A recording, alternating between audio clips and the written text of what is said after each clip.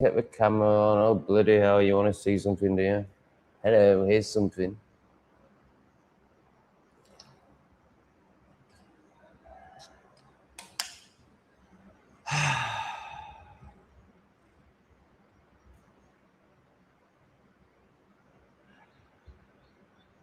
Wow, the level of resentment I'm feeling right now is insane. I've got loads going on. There's loads of stuff I'm angry about. From some personal stuff to cat stuff to European zombie fucking apocalypse stuff. Pretty pissed off. I could even go into a story of being pissed off at Lee, but obviously that's just my ego reacting. I don't know how to live stream anymore. I don't know who I am anymore. Thanks, Lee. Oh, one of my cats are dead. Great. Oh, it's been a good 24 hours. How are you lot? Arcadians being funny, but I'm too miserable to laugh. Oh yeah, and I can't ask you all for money. So what the fuck are we doing here? I don't fucking know. Oh yeah, apparently it's something to do about my self-worth. Twat. We've got someone in Sheffield. Mr. Beast is in Sheffield. That's good. I like that. Well, it's not good for him, but I like the fact he's in Sheffield because I'm from Sheffield. But really, for his own sake, I wish he was no longer in Sheffield. Portugal is better. Lots of Portugal has also been invaded, but there's lots of vast swathes of land where you can escape the Ooga Boogers because they're only clever enough to be in the city where they get handouts. Hello, Nathan. It's all right. Nathan is sorry to hear I'm sad. Thank you, Nathan, for your care. No, it's good. It's part of the process. I'm a dickhead. I need to be sad to see what a dickhead I am. Hey, Debbie. Lots of love. The answer to your text message is yes. Good morning. Arcadian is up in the mountains, where the mountains meets the sea. That sounds lovely. Well, I imagine we'll get into that. Debbie wants to know what happened to her cat. I think we're all about to die. They're all not good. One's dead, two are not good. See, plebs, good day. Yeah, I can't do this. I'm too pissed off.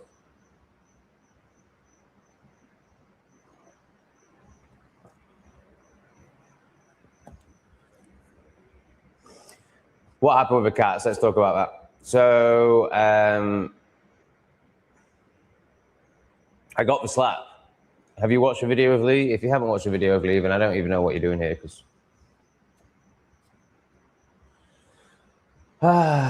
So Lee talks about in that video, but a slap is coming. And yeah, the next morning it happened.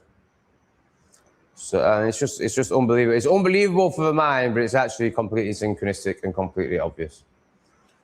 So it's 5 o'clock yesterday morning, maybe 5:30. And I go out to record the video that you'll see on aho.greatorex today. And so far, my cats have been out on the balcony and they've been out in the corridor. They've shown no desire to leave the corridor. I'm actually the only person on this whole level. There's no one here. There's 2 dogs in the complex, but I've never, ever, ever, ever seen them go anywhere near my corridor, go up the stairs, anything. Like, I've only ever seen them down in the grounds. And the cats have been in the corridor for like 3 or 4 days now, going into it, and no problems. So I decided to go and film this video in the garden about 5:30, and I remember thinking to myself, well, as I opened the door, I think CT7 just went out. And I was like, oh, that's fine. I'll leave the door open. You know, it's Cambodia. No one bobs anything. No one's around here. This is a secure complex. The cats are fine with going in and out. The cats are very happy. The cats are very secure. I'll go and film my video and leave the door open. I mean, and then the synchronicities are just outrageous. Like, so at the end of that video, I do a 30-second clip about the dogs and about how they're coming up to me for the first time, or one of them in particular is coming up to me for the first time, and how I'm bonding with these fucking dogs. And I don't know if I say it, but I definitely know that Shay looks very happy with himself. I mean, in hindsight, he looks like he's just killed a cat. You know, he's got that massive grin on his face that they get when they've been running and when they've been in their instincts and when they've just killed. And I'm like, oh, sure, you look happy with yourself. Honestly, editing that video today is going to be oh, I've already edited it actually.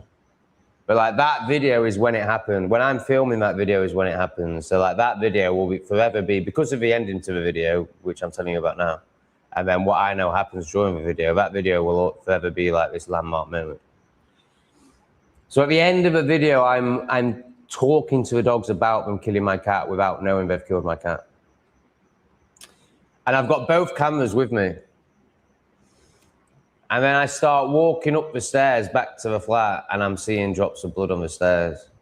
So I think I pretty much knew what had happened straight away. So I switched my other camera on, my English refugee camera. And so basically the first thing I say is something really bad's happening. Like, I don't know, I'm filming it, I don't know what's happened, I've just seen blood.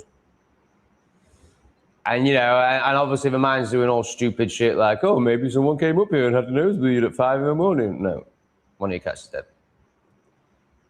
So then it switches to which cat is it? And obviously I'm fucking shit scared it's this one. And CT7. And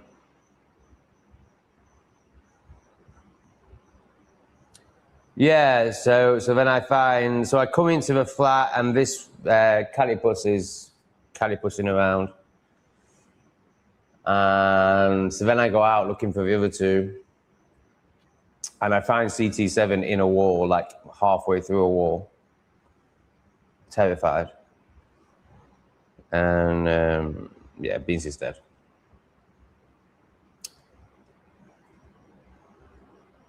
So I feel like I got a lesson in responsibility because I'd been irresponsibly considering letting my cats out as outdoor cats in a very dangerous environment. It's not that I did anything wrong. It's just these subtle layers of responsibility that need to come in now that aren't there yet. So, for example, never leaving my door open if I'm not there and not protecting my cats. You know, this like, it will be okay, a line that comes into my head a lot. Oh, it'll be okay. It'll be fine. Just trust. It's basically just the child being like, let's not take responsibility. So it cost Beans her life to protect the other two cats, for me to get to a point where I'm going to protect the other two cats. And then this morning I wake up and there's all that fucking ooga booga stuff in Europe, which has really pissed me off.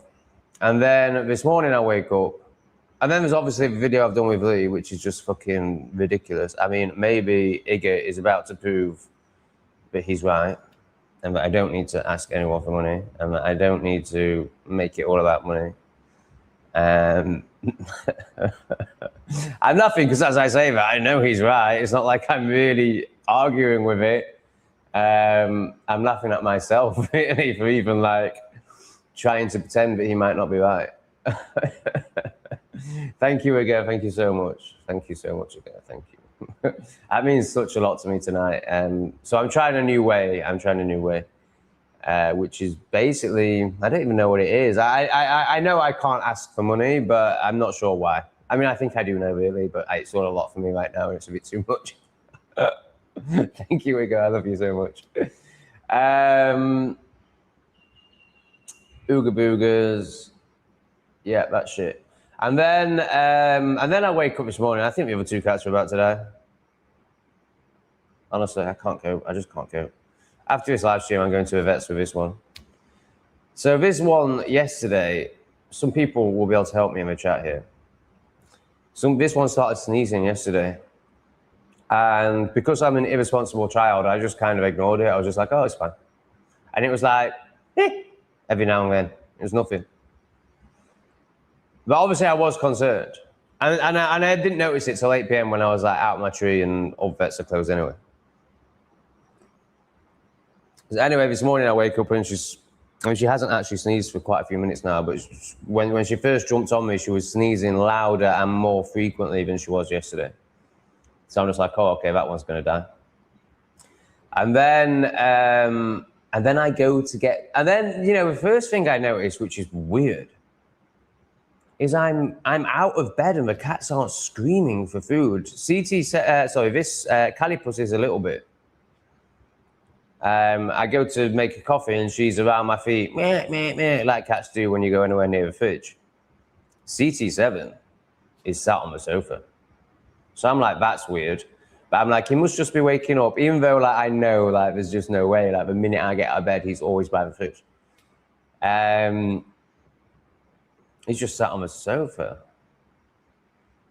So at first I like kid myself, everything's fine, and when I get the food out, he'll be his normal CT7 self. Get the food out, he doesn't even get off the sofa. I take the food to him on the sofa, not interested. So he's about to die as well. So looks like I'm not supposed to own cats. Thank you again. That's yeah, amazing.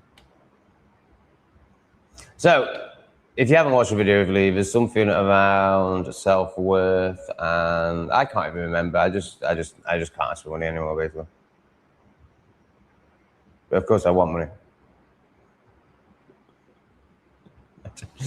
How do you not care about money if all you care about is money?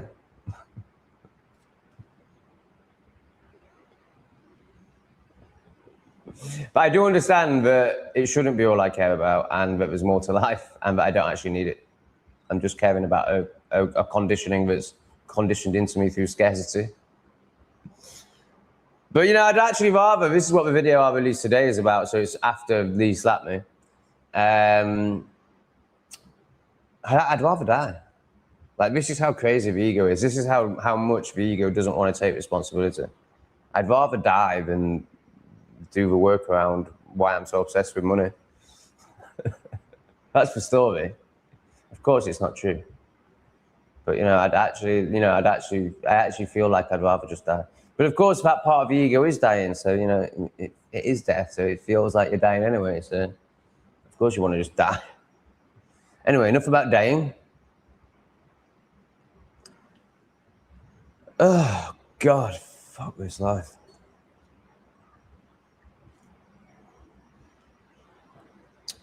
They are building big migrant camps in Portugal, Algarve, in rural areas. It's frightening. It's just disgusting. It's absolutely disgusting. I'm furious. And yes, I know that that's exactly what they want. And yes, I know I'm falling for the psyop by reacting like this. But what the fuck can you do? Our homelands have been taken over by brainless animals. And when fouls, I mean, no one watched it, so it doesn't matter. But I said 50,000 people in the Not Today Satan video because that's what I read on the next post. And then I'm watching other people's videos and we're talking about 1,500. I'm like, oh, shit. Anyway, it will obviously be way more than 1,500. Maybe not 50,000. But I can't believe how badly that video did. That video has got 1.3 thousand views. So that means I'm going to earn $1 from that video. Oh, yeah, we don't talk about money anymore. Forget that. Talking of money, which we're not doing. Fran, you're a female, presumably? Thank you so much, Fran. That is absolutely amazing. Massively appreciated. Are these childish? Do I like these because I'm a child, or are these good? These stickers on the screen now. Do people like these stickers? Should I stop doing these stickers? Is this all part of the childishness? I don't know. I'm a child, so I don't know. To me, everything's cool, but apparently I'm childish. Oh, Debbie. Do you like the stickers, Debbie? You're going to get lots of stickers. Because you are a super mom. Oh, no, let's not do that one because it's on the other one. So she's a super mom and she's definitely an angel face. And I love Debbie very much. How about that? So far, Lee seems to be right. What a twat. I hate him so much. Oh my God. Oh no. I don't really hate him, obviously. I'm in reaction. I love him very much. I'm very grateful for him. Yes, Conroy's in the house. That means there's another chance of a 5. I mean, hi Conroy, how are you? Hey Conroy, good to see you, man.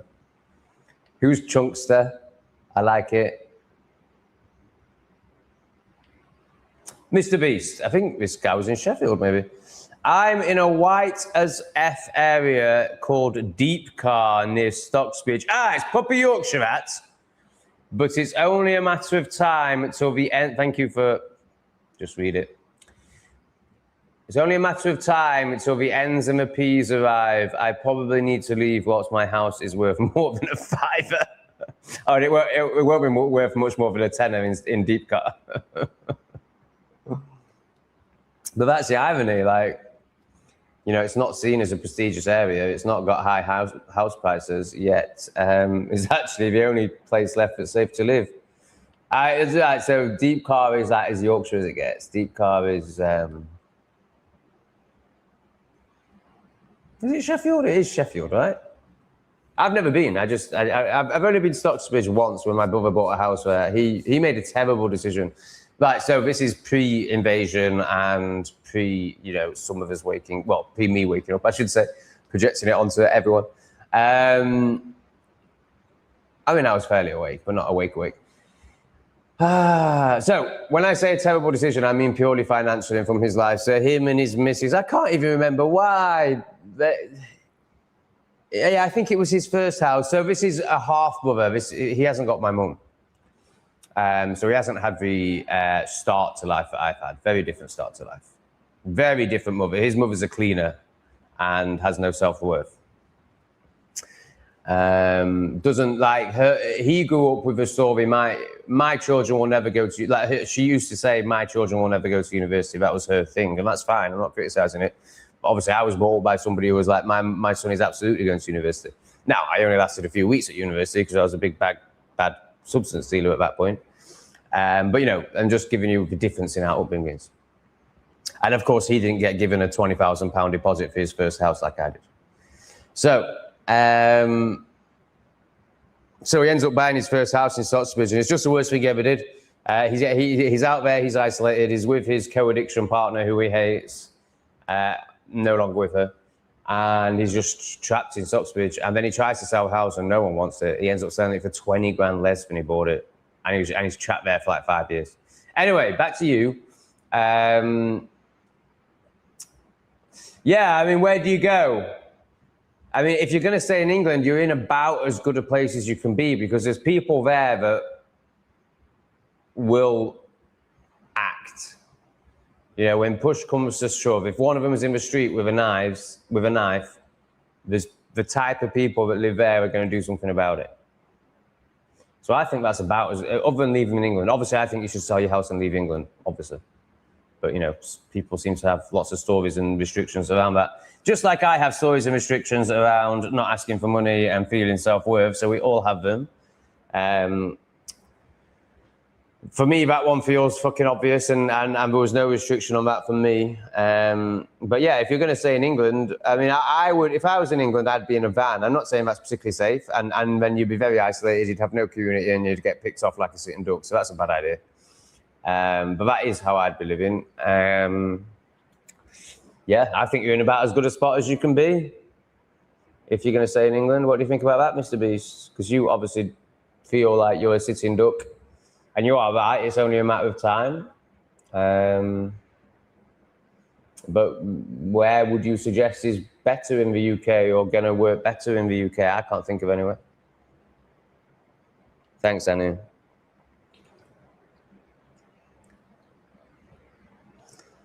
Better to be pissed off than pissed on. I don't know, man. I've been pissed on quite a few times. It was kinky. However, a lot of powder had gone up my nose and a few fists up my bum at the same time. Well, what do you think about that, Arcadian? Better to be fisted off than fisted on? Thanks, Debbie. They're using shipping container cabins. Huge migrant camps are springing up in the Algarve. It's clear they're preparing for these invaders, but they're letting from Spain. They're preparing to accommodate them. The Algarve, that's the nice bit. Well, that's the overpriced tourist bit. They're using shipping container cabins. Huge migrant camps are springing up. So they're not being filled yet. And are they saying they're migrant camps, or it sounds like they're not, because you're saying they're clearly preparing for these new invaders that are coming through Spain. Isn't it amazing? It's actually an invasion. And rather than meeting it with tanks and guns, like any sane country would to any invasion, we're building them camps and hotels. And how is this reality? I mean, it's worse than I ever imagined. Even though I knew, it's amazing. Like, you know what's coming. Like, let's say Mad Max. Not that I've watched it, but that's what everyone says. Yeah, when it actually happens, it's still really shocking. Even though I've known for years that it's coming. It's just crazy. Rachel would like to make a statement.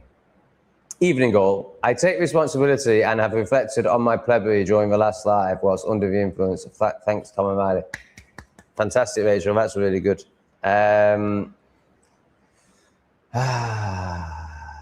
So can you tell us what responsibility you've taken? Because whilst that's amazing and I'm really honouring it, it is just words.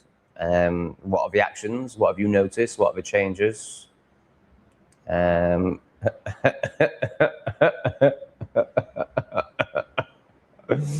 Riley is so good. I just love Riley so much. At Nathanio, hello, big boy. Just teasing, don't worry. We never found out how Nathan feels about me revealing the fact that he does not have a penis. He has a donkey's schlong. Nathan is transmutated with a donkey. How do you feel about me revealing that to the world, or 92 people, Nathan? Ah, there you go. Rachel, look what happens when you show up.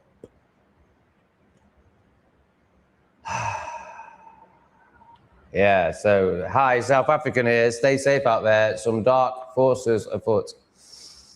Yeah, you know, don't you, boo? I think we know now. I think so I did a video of a South African on Not Today Satan. It did quite well. It's 2 videos ago. That channel's done. Like, fuck that channel. I can't believe my last video got 1.8 thousand views and they pay me $1 per 1,000 views on that channel. So, like, how can I possibly motivate myself for that? Yeah, South Africa, awful. Warning to the whole world. And no one took notice. And now it's happening to us. Again, as in there's more happening now. I just tried to log into my X because I thought we might have a little look in it. But, I mean, I can do it, but it's going to take me 5 minutes. And I don't know if that... Maybe I'll do it when I'm riffing into a comment, actually. Yeah, I'll do it when I'm riffing into the next comment. Get excellent. You should feel sad, Tom. You cheat.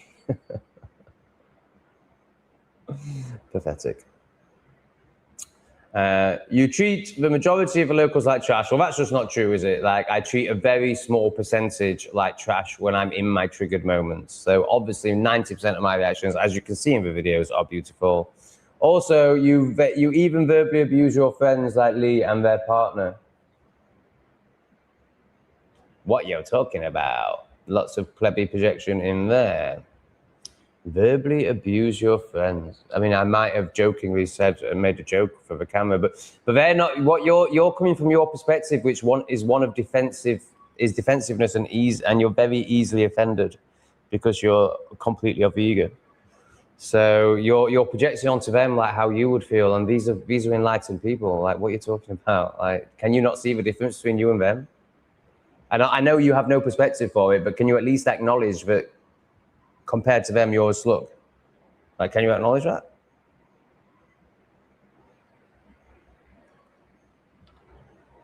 This is sad. I'm sorry to hear your cat died. Thank you. Poor little kitty. How much of a knob are you really? Why have you even got cats as a nomad? Why look after cats only to move on and leave them? Well, you're making lots of assumptions. I'm not a nomad. I'm here. I'm in Siem Reap. I plan on being here for as long as the cats are alive. So maybe rather than just making assumptions and then projecting off those assumptions, you should find out what the truth is rather than making a fool of yourself and showing how low your intellect is. Tom, you have to just trust, darling. Ugh, I'm fed up of trusting. Yeah, I know. Tom also... Oh, let's just get rid of these fucking plebs.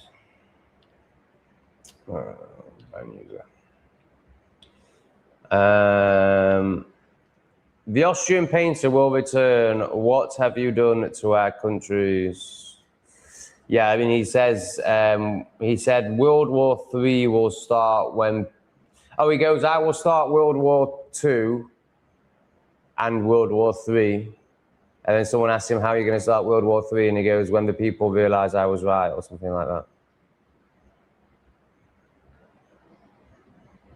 No lily flowers. Thanks, man.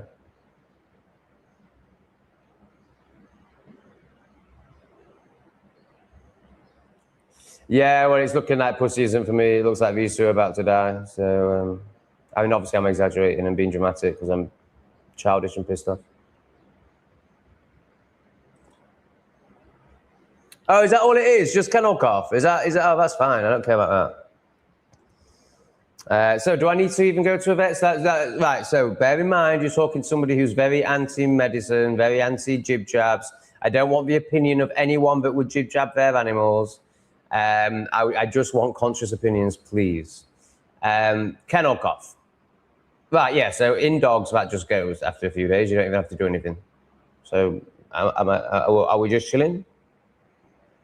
And obviously, I don't want to hear what plebs who took the jab think. I only want to hear conscious opinions on that regard. Plebs can pleb out in the chat, no problem. But don't give me advice about what to do with my cats if you fucking fell for the basic intelligence test of 2021. Why haven't you jumped off a building yet? I mean, just don't fucking do that. How are the eyes, brother? Can you see yet?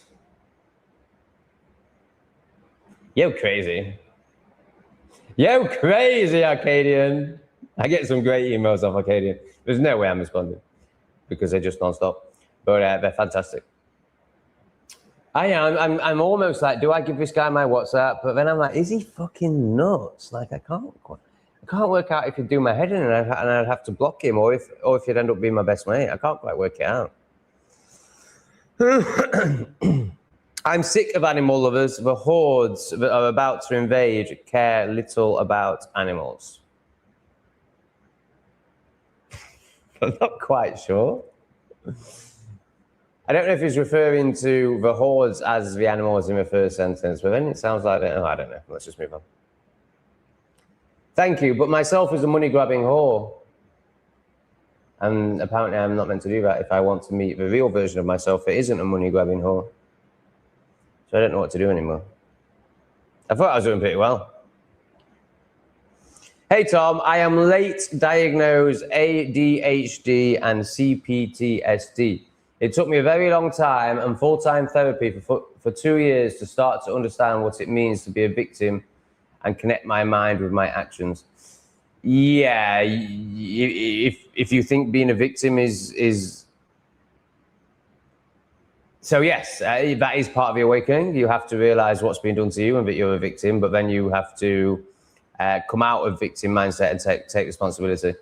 I'm struggling with your name. I'm struggling with the comment you left on a previous video. I'm struggling to have any respect for you. However, I'm trying and I want to. So my assessment from the 2 comments I've read so far is that you're very repressed and indoctrinated. And this would make a lot of sense. You love labels, late diagnosed ADHD. So I finally found a label that means I don't have to take responsibility for my life late on in life, because I'm still searching to not take responsibility late in life. So you love labels, you've got communist in your title, amphetamine is promising, and you're obsessed with being a victim. So we're not going to relate, but nice. Thanks for contributing. Well, that sucks about beans. Unfortunately, these things happen. A similar thing happened to me. I was given a cat, and about a week later, it was dead. Found it by the side of the road. It wasn't run over. Yeah, it's shit, innit, mate? It's shit. But unlike you, I will self-reflect on it to the nth degree and take the subtle self-work lessons. And I'm not having a go at you when I say unlike you. I'm just recognizing the very different paths we're on. Whilst I absolutely love you, C plebs, you are on the pleb path. So for me, it would be about asking what actions what's the lesson here? Not why did this happen? Like, what's this here to teach me? I think that's the key difference between us, that question, and how, in terms of how we approach life. But I fucking love you, man.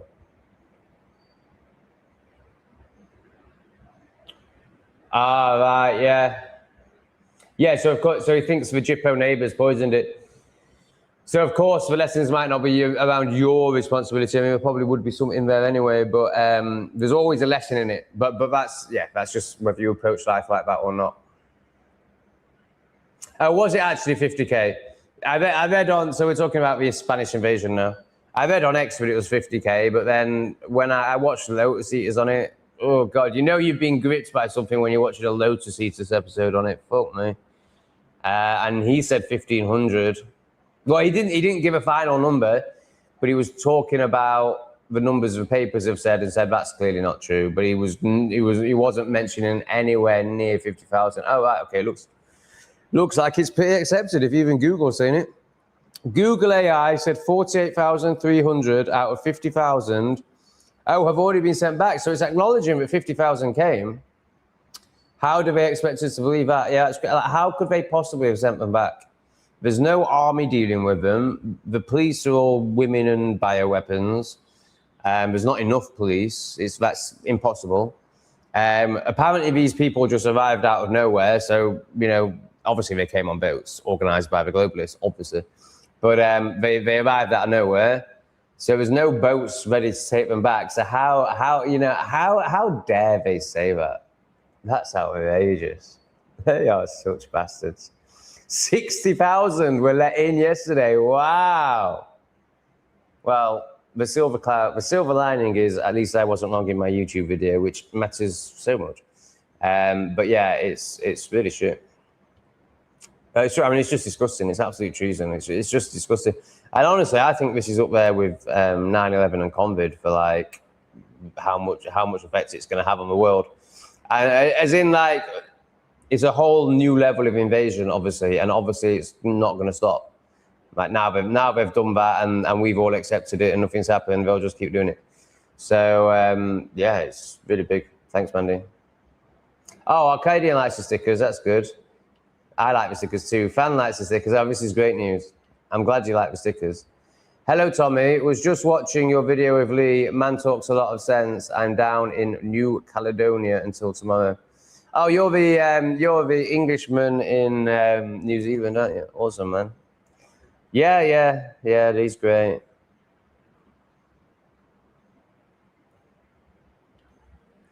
There needs to be a shitting sticker. Oh, you're so right. For when people get banned or you go for shit. Oh my God. He's so good at practical stuff. I bet you can like fix things, can't you, Z-Plebs? Like you can do basic plumbing and shit like that and know what's wrong with your car and things. So Giphy, the website that I get stickers up from, well, hasn't loaded for 4 days. So I can't get any new ones at the moment. I don't know what's going on. It just says page won't load every time I try to log in.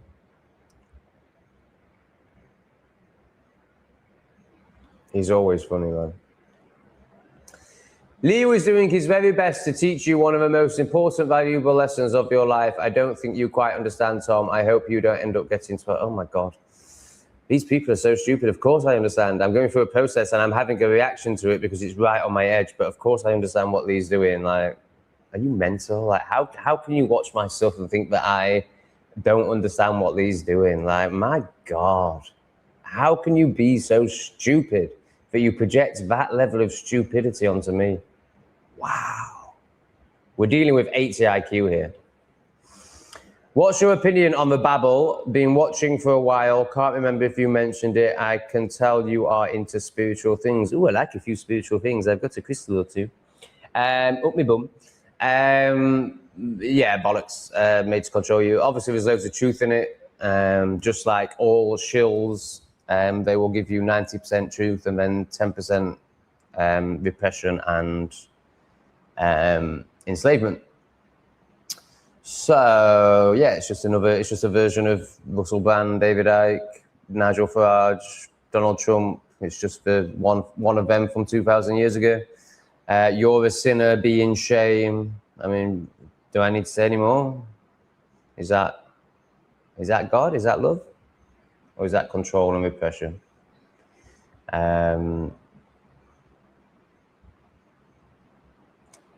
And it's Abrahamic. Why are we worshipping books and gods that are not of our lands?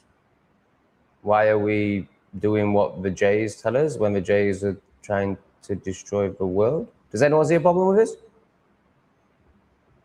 And then there's also the fact that you can grape off, be a despicable person all your life, but as long as you give yourself to Jesus, it's fine.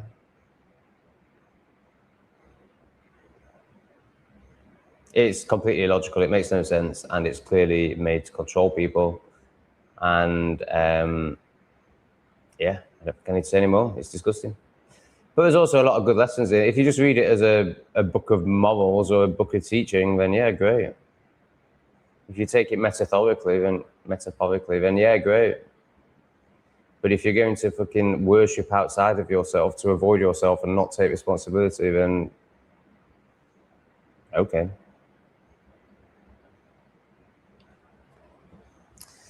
England will be Africa or the Middle East, and Thailand will become England. Wow. Migration is happening everywhere. That's really, really great comment. I mean, Thailand will never become England because, well, obviously the globalists might do something horrendous and destroy what I'm about to say. But if Thailand has its way and remains autonomous, then Thailand will never become England because Thailand is fiercely, I understand what you're saying there, is fiercely nationalist, proud, not as much as Vietnam, but not far off. You know, they're never going to, well, as it's from their own point of view, without globalist interventions, they're never going to start telling themselves diversity is their strength, that any culture is better than theirs, that they need other cultures to enhance theirs, that they don't have a culture, that they're ashamed of their past. None of that, like completely the opposite. They're told they're the best country in the world. They're told they've never ever been conquered. Not actually true. They took their lands from Cambodia. But, you know, they're told that they're like this amazing nation, which they are. Like, I think Thai people are amazing. And Thailand is amazing. All of Southeast Asia is amazing. Is that true? Yeah, I think that's true. So they're never going to do what we've done and make other cultures better than them. But I understand what you're saying is that loads of English people are going to end up living in Thailand. Yeah, I agree. And obviously you could replace Thailand with many countries. I'm in Cambodia, but a lot will come here as well. But obviously it's never going to be more than 10%. Because only 10% can support themselves in another country. And obviously I've plucked it out of the sky. It might be 8%, it might be 15%, but it's not, no, you know, it's not all of England. So I think the majority are going to get trapped in a negative timeline / country / time. Timeline was best. There was no need for slashes. And this is just unbelievable. White women are welcoming illegal immigration, just disturbing being brainwashed by communism. It's off the charts, isn't it? It's off the charts. I mean, in my video, I show the clip of like, there's literally hordes of them running in and she's like, I mean, just talk about virtue signaling to the point of absolute insanity. So, and of course she's filming herself doing it. So she's more interested in people going, oh, you're so kind on Instagram than the fact that she's an hour away from being raped in the bum. If a dog has come into your house and killed beings, the other two will be traumatized. Cats are so sensitive and the trauma can show up in physical ways. That could be what's wrong with him, Tom. Oh yeah, that's a really good point. That's a really good point. So I was expecting, right, so I feel like Callie didn't see it. I could be wrong. Right, so it happened outside the flat here. I can tell by the blood splatter. It happened outside the flat here. So I think Beans and Callie were inside that flat. And as they came out, the dogs met them at the door and they didn't really have time to escape. Now, obviously, there's a lot of assumption in that, but this is the most likely case scenario that I can come to. So I don't think Callie has been traumatized by it, because Callie, when I came back, Callie was in the flat just chasing flies as if nothing had happened. And I don't know, but the evidence suggests that the dogs didn't come into my flat. They went into the next flat along and found my other two cats there. The fact that CT7 was hiding in the wall and didn't know what to do with himself, as in like he's literally halfway through a gap in a wall, like just like I don't know what the fuck to do, suggests to me that he was with Beans when it happened. Right, and then the other thing, Callie didn't have a bond with Beans. Callie and Beans didn't like each other. Or Callie wanted to be friends, but Beans was having none of it. Now, sadly, the day before we passed, they started sleeping next to each other, and I think that was all about to change. But, so I don't think Callie would be bothered, and I don't think Callie saw it. However, CT7, absolutely. And I was expecting, because obviously it's his sister, they get on well, and he was part of the whole incident, clearly, because his head is halfway through a wall. I've got all of it on camera. Not the gruesome stuff. You know, like I literally find CT7, you know, you see it all. Like I'm filming as I'm like realizing what has happened. And yeah, so hopefully that's all it is with CT7. But then yesterday so I was expecting CT7 to be pretty traumatized.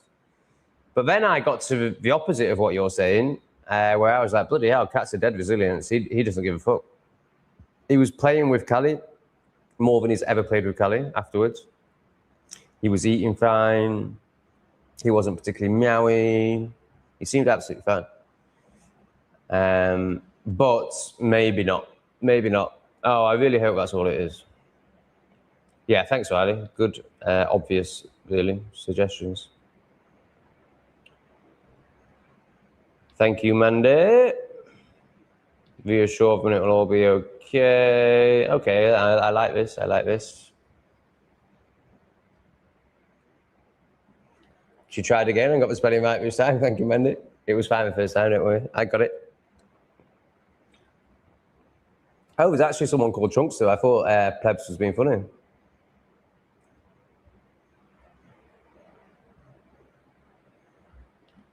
Yeah, Cornwall is mostly okay, but don't tell everyone. Ah, I love Cornwall. What an amazing part of the country that is. My small town of Kidderminster is looking like Africa, putting all the illegals in new homes. Can we stop using the term illegals? Because that suggests that the illegals are okay, and they're not. They need to go as well, and they're just as disgusting. Of course, not all of them. Some of them are very good. Diversity is our strength. But yeah, we need to stop using this illegals term, because that makes the rest okay, and none of it's okay. They all need to go. But yes, good comment. Thank you. Yeah, interesting. I'm in England looking at the Isle of Man to escape what's coming. Why the Isle of Man? I mean, I get it's close. I get that it's culturally similar. Are you going to be able to find work there? I know you can legally work there. It's easier than moving to Asia, for example, in terms of work. But, you know, I don't imagine there's an abundance of jobs there. I mean, my mate was in jail on the Isle of Man for a few years, and substance trafficking. And he learned a lot about the Isle of Man, and basically all the employment is the jail. And of course, there's like the odd tea room and the odd butcher. But basically, they're obsessed with getting people in jail because it employs the whole island. So I'm not sure what you're going to do on the Isle of Man. A bit more information, please. Have you actually researched and looked into it, or is it just I'm going to the Isle of Man? I don't think it's far enough, mate. I don't think it's nearly far enough. Oh, fans, interesting. I was home. Are you male or female, fan? I was homeless a while ago. All I got was a sleeping bag. Why do they get so much? You're lucky you even got a sleeping bag off them. Awful fun. Can you tell us more about that experience? What has it done for you? Are you a better person now for it?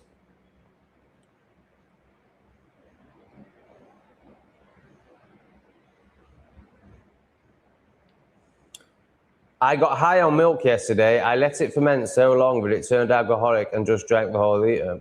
Nice. That seems like a good solution to life. What the fuck? What's this satanic shit on my screen?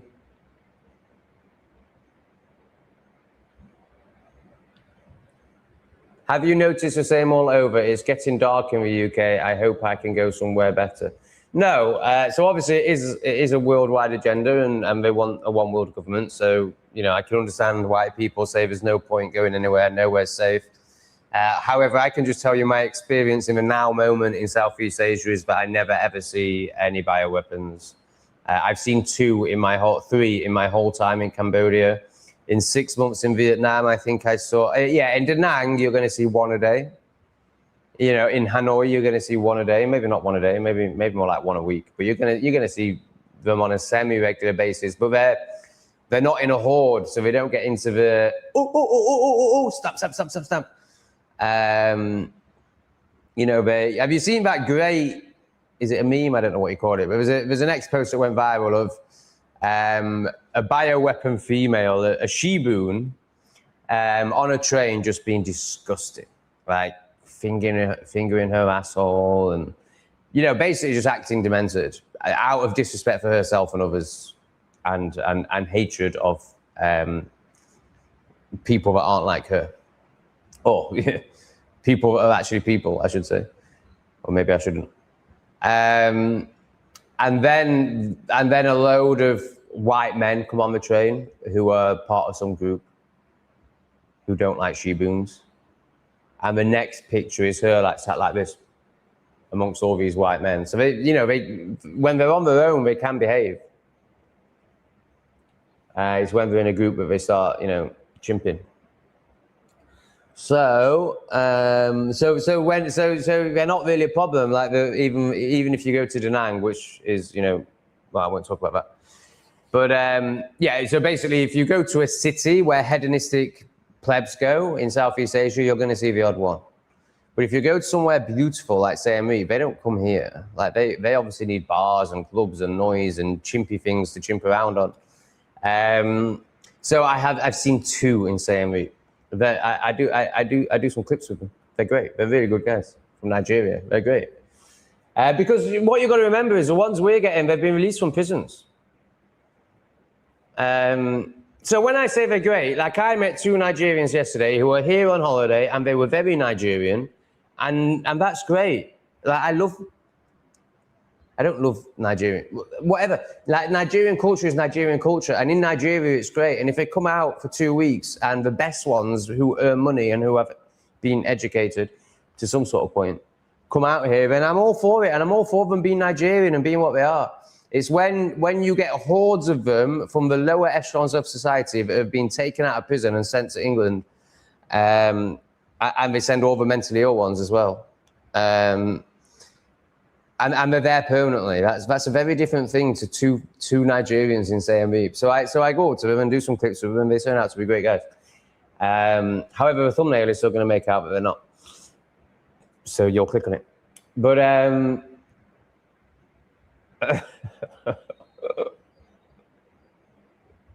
right. So my experience. So basically, I never see them.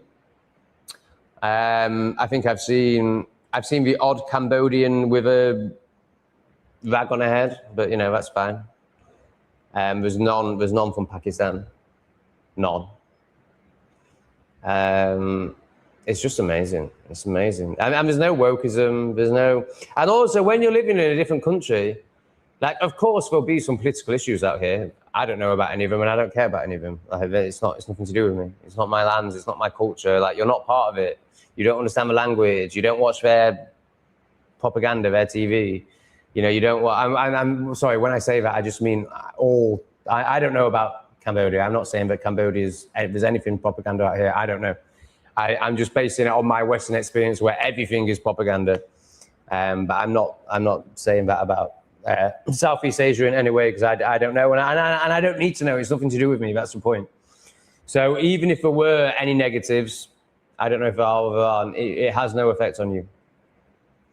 Unless they change the visa system or something like that. That's the only thing that has any effect on you. So you're just not part of it. It's just, and there is none of it. Like, and what I can definitely say, whilst I understand nothing about Cambodian politics or Southeast Asian politics or anything, what I can definitely say is the people in charge here love the country. And that's a big difference to the West. They're not trying to destroy the country, they're trying to build the country. In general.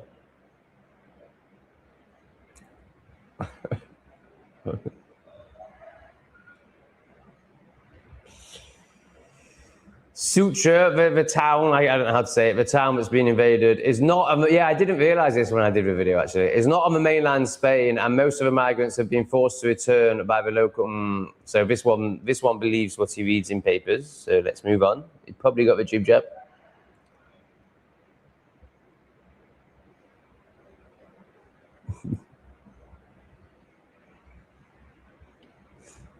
Why cats but not dogs? 7 boosters? Is that what's happening here? Or is it just, did you finish school? Wow. Yeah, this is actually true, actually. Yeah, good point. Oh, it's the awesome one. He didn't start World War II, though. It was forced upon him to make his movement and ideas seem evil. Yeah, you're so right. So right. He protected some German people in Poland, didn't he, basically, and the English declared war on him.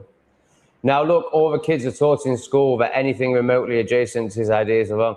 Yeah, it's so interesting, isn't it? Like people actually believe that he just woke up evil and decided he wanted to take over the world. Like they actually believe that he was trying to take over the world.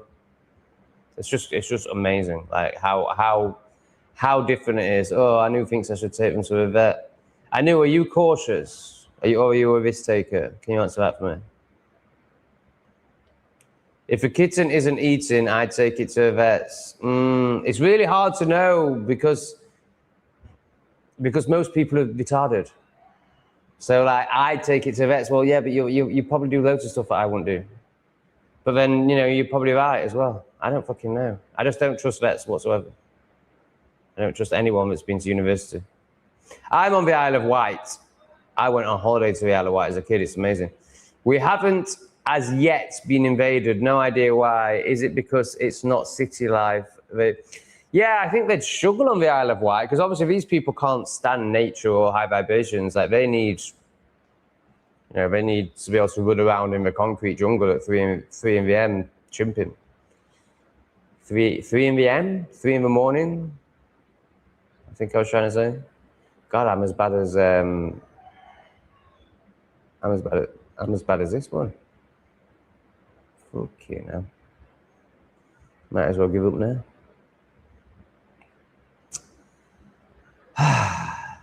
How are you finding interactions, consideration, and social openness and genuine capacities connect with the locals compared to the countries that you have visited?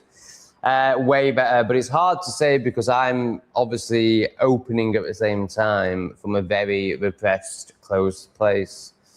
So it's hard to know how much of it is me and how much of it is the country that I'm in. However, what I can say 100% is Cambodians are, along with Balians, people in Bali, the friendliest people I've ever met. It feels more genuine here than it did in Bali, like really genuine smiles. Bali is genuine and they are genuinely friendly, but it's all, and I'm only talking about Ubud, that's my own experience. But there is just a little bit of that Thailand energy creeping in where like, yeah, we'll smile, but we're just here to make money off you. Because obviously they're getting sick of it, because obviously they're getting submerged with it. There's a lot of it now, so obviously you get desensitized to it, and once you've seen 1,000 white faces, they're no longer special, all that sort of thing. It's totally understandable. Whereas that hasn't happened to Cambodia yet. And it seems that the government really want us here, like what they do with visas. When you've been here for, I think, a year, you get a free pass to Angkor Wat. Like, that's unheard of in Southeast Asia. Like expats, or refugees being treated as, getting perks like you're a local. Like, what the hell? That's unheard of. Cambodia just has such a different energy to anywhere I've been. The immigration was so different, so friendly, like off the charts friendly, like crazy friendly, like so friendly.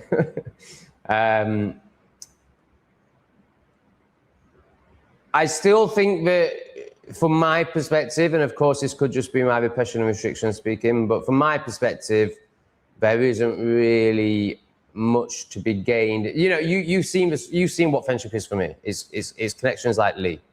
So even with another English person, I'm not interested in any shallow connection. So it's very hard to believe that I could ever get to any depth with a Southeast Asian person, just because of the language barriers, the cultural differences. So I don't really even look for that. I just don't even see that as a possibility. It's not in my remit. So I'm just looking for fun interactions while I'm buying a coconut, and that is in abundance. They're wonderful people, wonderful people. Siem Reap is just incredible energy, like Angkor Wat, incredible energy. So yeah, I would recommend Cambodia over everywhere that I've been for many reasons. If cost is a deal breaker for you, then I'd recommend Vietnam. As in, like, your budget is absolute tops $1,000 a month, and you cannot go past that, then Vietnam. If you can, I mean, really, you can live out here for $1,000 a month, but of course, stuff comes up, unexpected stuff comes up all the time. So Vietnam is a cheaper cost of living, but then it's, the people are nowhere near as friendly. It's way more chaotic. It's way more noisy. It's fascinating. It's great. I love Vietnam. I wouldn't want to live there again.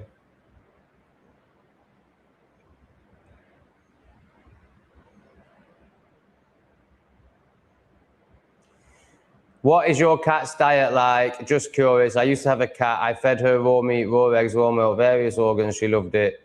Had to sell her though because my mum became allergic to her. Yeah, I'm feeding exactly that, mate. I go to the market and buy the guts. So at first I was buying chicken breasts, and then I was like, what am I doing? They're not human. They want the good stuff. They want the stuff that actually gives them nutrients. So now they eat mainly fish and offal with a little bit of chicken breast.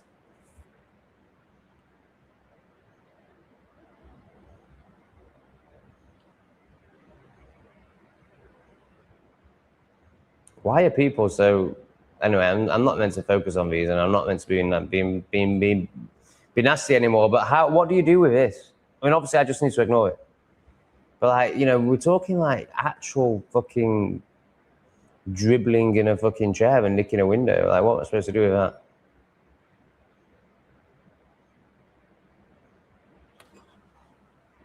Oh my God, I need a sticker with a special one. A healthy cat normally is fine with the infection. Kittens, so not much, as they have no immune system, can catch from another animal and also stress.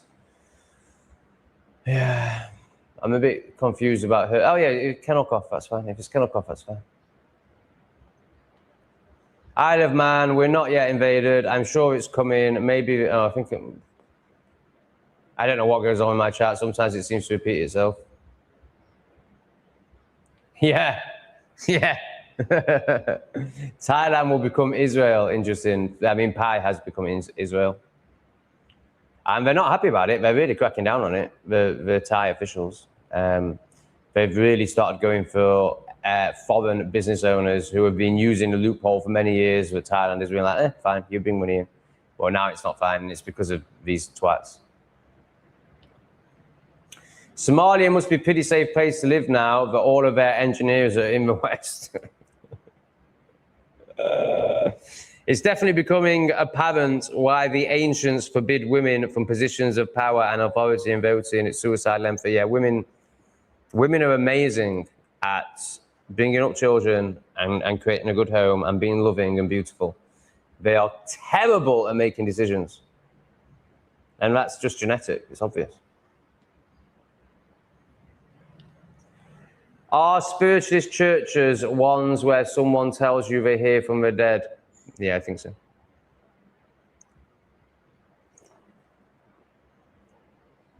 They're not doing shadow work, that's for sure.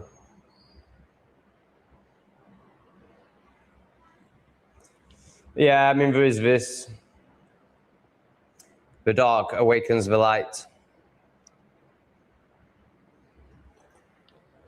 I read somewhere that maybe it's something to do with vitamin D. When darks go to low sun areas like the UK, it causes a vitamin D deficiency. There's a reason they evolve their skin. That is for Africa. God, that's so good, man. It would make sense, wouldn't it? I mean, because they, you know, I've been in Muslim countries and they're all right in their own countries. Because, you know, there's conformity and there's honoring, there's honor, there's community, there's, you know, what do people think of you? There's you loving your own country. And also they're not getting sent out. You know, the ones we're getting are all from prison. And not all, but like they're all the dregs of society. You know? I forget which country it was, but they were caught literally releasing prisoners and putting them onto vans and sending them to Europe. Right. I mean, it's obvious. Of course, you're going to do that if you're a brown country and you hate the West.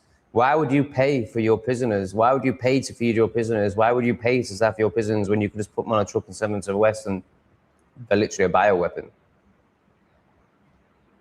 Well, it's obvious, isn't it? That's really interesting.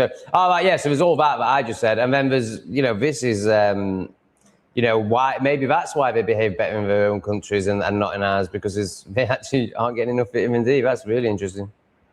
Wow. Low vitamin D is correlated with behavioral problems. Really interesting. This guy's great. I really, really, really appreciate you. Hey, Rachel, thank you so much. Thank you for your support, Rachel. It is massively appreciated. Appreciate you talk to Lee for feedback, Tom.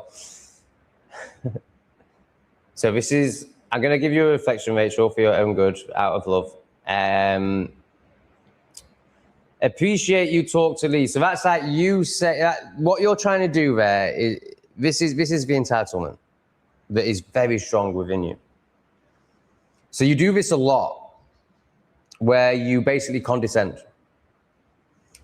As if like, I appreciate, like, as if it's for you. It's not for you, I'm doing it for me. It's like when you're always doing this. You're always doing this as if everything I do is for you. No, I'm doing it for me and my YouTube and the collective consciousness. I never ever do anything and think, oh, Rachel will like this. Rachel will be proud of this. No.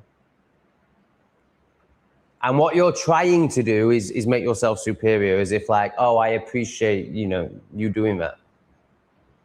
Because you know, it's because I can't quite get it, but it's basically like you're trying to make yourself better then. As if I'm doing something for you.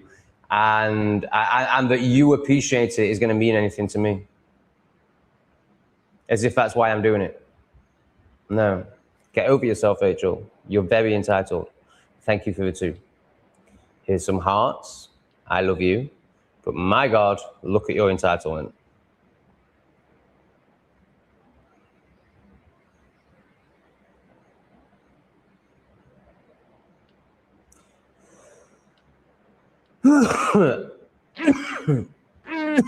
I knew. My 2 dogs had kennel cough and were very sick. I'm just guessing that's what the cats have.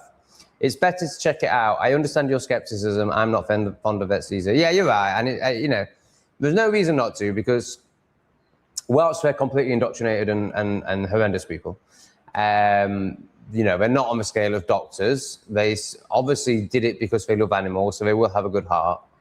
Sadly, they're being indoctrinated and they're now, you know, are a detriment to animals mostly.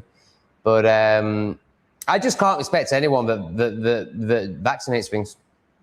I just can't have anything but utter contempt and hatred for anyone that sticks needles into living beings and hasn't done any research.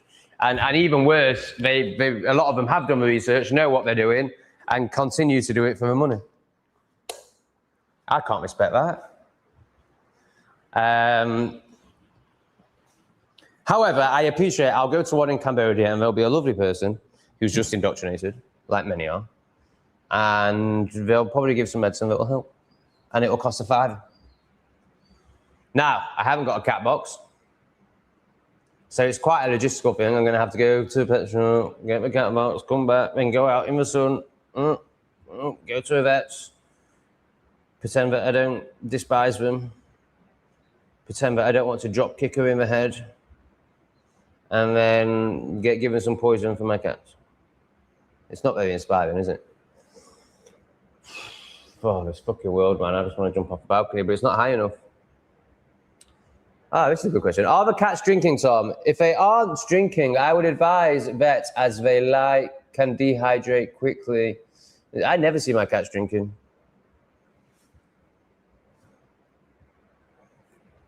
That's not true.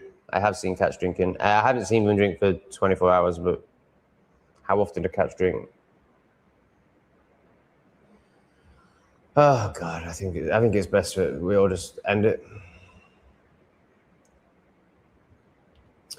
CT7 will be upset at the loss of his friend and will be traumatized from the chase.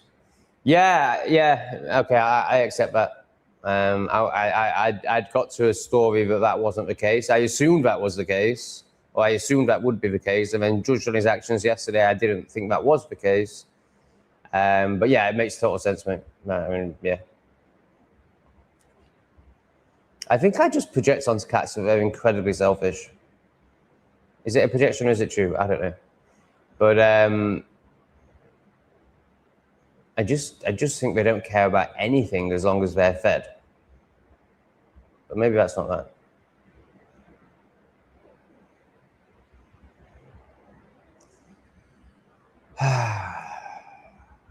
So obviously this is a time where I'd usually be talking about money. So I'm really struggling. I don't know what to do. So I'm not really enjoying it, but I'm not going to enjoy anything today. I just want to die.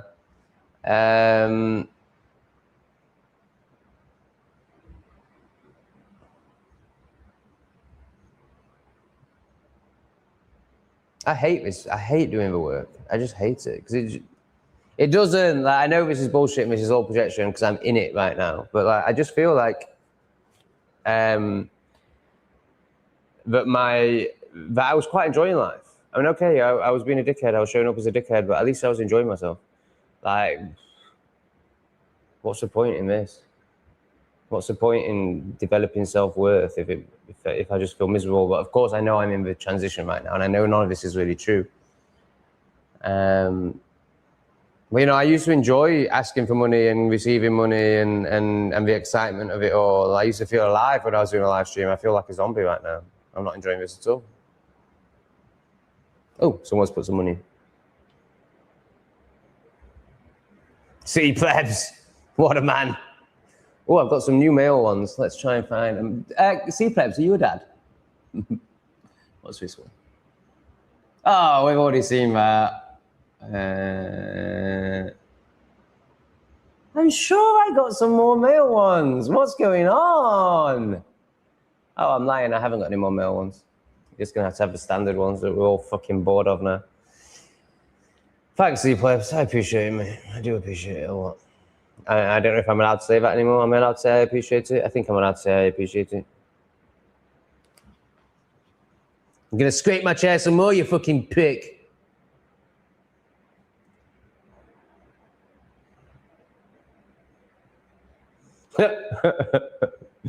Is it that bad? Do you cut your own hair? No. It costs £1.50 out here, so there's no reason to do that. Oh, is that another one? Oh, wow. Oh, jewels. Thanks for the jewels.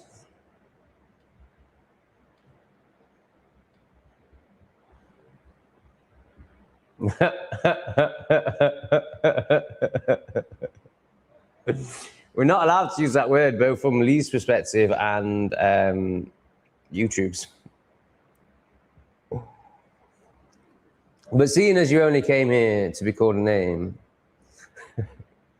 I think it's okay to say Budgie Burger is a retard.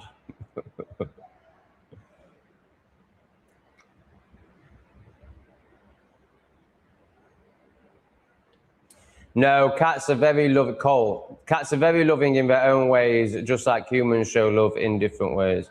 Yeah. I mean, it's absolute nonsense. Like, they're so loving. Like, this one is always on me.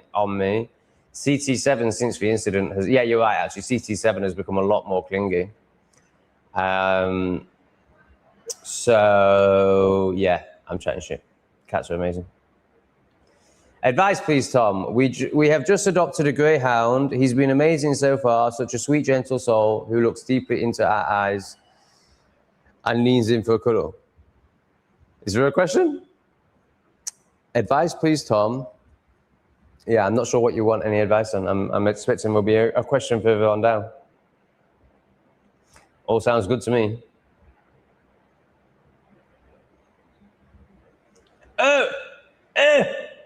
Ending oneself shouldn't even enter one's mind. I'm so repressed, I'm going to judge thoughts. I'm so repressed, I'm going to use should and shouldn'ts. I'm so dualistic, I'm going to judge those that are honest with themselves. Get fucked, you boring cunt. Oh, more jewels, loads of jewels. Lots of jewels, thanks for the jewels. Oh, jewels.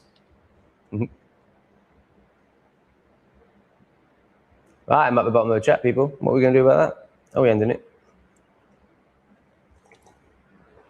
I disagree with you, Lee, about you not asking for money. You make your expectations clear by asking. Yeah, that was always my story, but I'm just being honest. I'm, telling you what I require in order for you to receive whatever it is you're receiving here. I see no problem with it. However, I don't understand yet, but I knew I understood the words at the time that, yeah, so Lee's not shaming the action. Lee's like, Lee's happy for me to show up. Like, obviously, it's not about happy. Lee's just advising me with the intention of giving me the best life existence, i.e. connecting with oneness. And Lee, we got onto this subject. If you watch right to the end, you'll see the 3 minutes that I took out from the start of the video at the end. And we got onto this subject by me asking him why I can't meditate. And the two things are linked. So he's not really shaming the action. He's offering a deeper relationship with self that would allow for being with self, meditation. And therefore he's pointing out the parts of self that are stopping that from happening. And one of the things, well, the thing he really focused on was how I'm showing up on live streams. Now, I can't quite remember how it's connected because it's all like, woo, raw for me. But basically it comes down to trust. Because obviously as you're merging into oneness, you're doing that, you're learning to trust because you're receiving the evidence that means you can trust that, oh, right, this is that thing. This isn't, it's not like a Christian who's just desperate and worshipping something they have no idea about and, have just been told by another and are so scared that they're doing it. No, this is actually a relationship that you form. And I've experienced that and I know that's true. So for me to deepen that relationship with self, with oneness, I need to trust more. And the way I don't quite get it. But it was something around how I'm showing up around money and making money. Yeah. So it's about, obviously I don't trust the universe to provide, which it has provided. It's provided great abundance for me all my life, like great abundance. All my life, and now I'm still pretty abundant. I have savings. I'm not, I'm not living month to month. Yet I live as if I am. That's what it is. So it's around how I can't just trust the evidence that I've been given all my life that I will always be provided for, and therefore I can't trust myself, oneness, God. And And therefore I can't sit and just be, and I have to smoke all day and touch my penis and live stream every night, even when I'm exhausted, because I'm so scared of meeting myself. All right, are we carrying on? I can't talk about money, so I don't know if I'm carrying on or not. I don't know. I'm not meant to be doing it about money anymore. I mean, to be fair, what Lee is saying is proving correct. So I have mentioned money a lot, but, you know, from a kind of different way, from a vulnerable way, from a, you know, I'm trying, basically. And obviously, you know, so I haven't made any demands, basically. I haven't said I'm going to end the stream if I don't get X, Y, and Z. And I've got 30, 32, 34, 36, let's say 37 with the jewels. Well, that's really good. So Lee is right. So basically, he's saying it will happen anyway. You don't need to, you know, go into tantrums about it. You don't need to end your streams over it. You don't need to, you know, dictate times based on it, because the people are just going to give. Can you trust that? Because obviously the people are you, the people are self, the people are one. And they're going to reflect that back to you as oneness. And I think Iga agrees with Lee. Thanks, Iga. Tom, oh, maybe she doesn't. For F's sake, you don't have to be here if you don't want to. It's like whiplash. I love it. I hate it.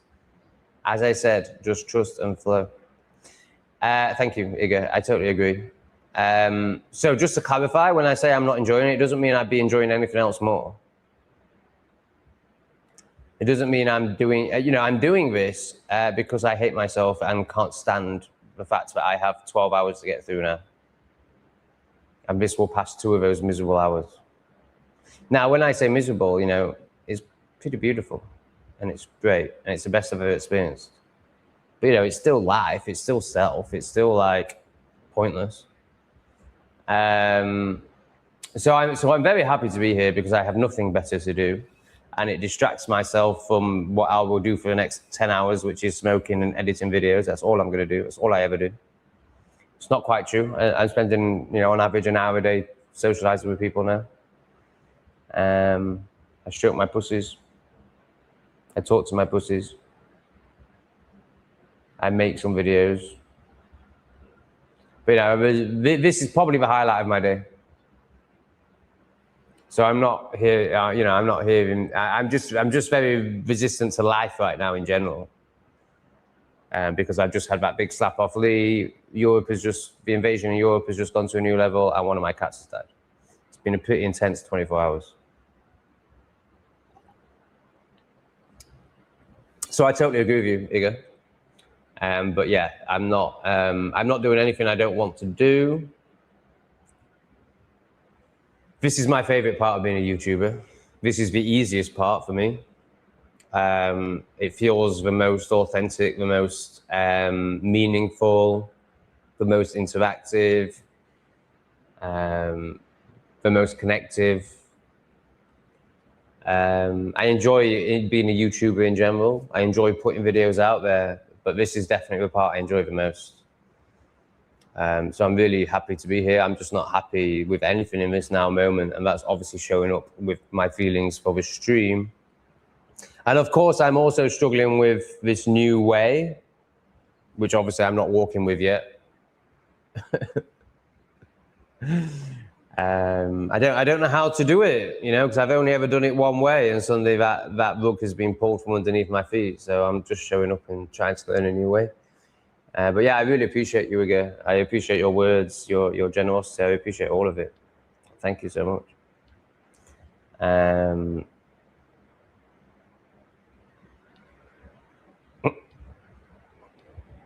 Can't have too many for Iga, can we? Look at all that. But now we're going to have to take more off the screen because now a man's chucked some in. Hanston Paul, top man, please accept what little I can give at the moment, mate. It's so appreciated, mate. And please don't ever give what you can't. I really appreciate it, Paul. It's not about the amount. It's the energy and the appreciation, the honoring, the giving back, the I don't know if this is the right word, symbiotic relationship. I don't know if that's right. Is that right? Am I trying to sound clever when I'm not? Anyway, Paul, are you a dad, Paul? Can the next person that donates who's a man tell me if they're a dad? Thank you, Paul. Thank you very much. It's hugely appreciated, Paul. Okay. He does, you know, he's right. He is right. This guy's too good to ignore any of his comments, but it is a bit annoying because he ends up being the only one that I bring up. But he is great. That's why the Jays are so rich and get one up on the rest of the world. We're all so selfish and obsessed with kicking our kids out at 18 and making them start from square one. Do the Jays not do that? I know none of the monkeys do that. But they're also stupid. It doesn't really matter, does it? You know, they're never going to be able to take over anything, or, you know, they're only ever going to be useful brainless animals who do proliferate a lot. But the Jays don't. That's really interesting. Yeah, our culture is so effed, isn't it? I mean, do we even love our kids? I mean, I'm getting to a point where I look at, you know, people in my life and I'm like, is it love or is it just obsession and neediness? Like, if you're not willing to read a book about jib-jabs when you claim that your grandchildren are your world. And then there's this, like the fact that we're also obsessed with getting rid of our kids as soon as we can. Is it really love? I'm starting to question it. See, this is it, Rachel. Like, why are you telling me anything? It's embarrassing. Lee is right about everything. Contact with your audience and live off your set. Yeah, I'm sorry, Rachel. You're not in a position to give anyone advice, particularly not me. I'm sorry, Rachel, but it's embarrassing. And this is your ego refusing to crack and refusing to self-reflect. How dare you think you can advise me, man? Ugh. Disgusting. All right, I'll make a coffee, go for a poo, come back. Maybe we'll keep doing whatever we're doing. Oh, God. I don't even want a coffee or a poo.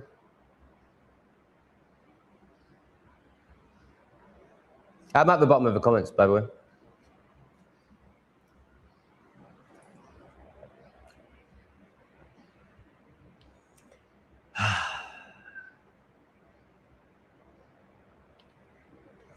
Debbie is a super mom. She loves her. I love my kids, and they can stay as long as they need. It's amazing. Oh, Debbie, what a gift your kids got when they came out of your woo-woo. Then go home and look up holistic treatments. At least then you won't be flying blind. You might at least have some idea of what to do for the kitty. Yeah, sure.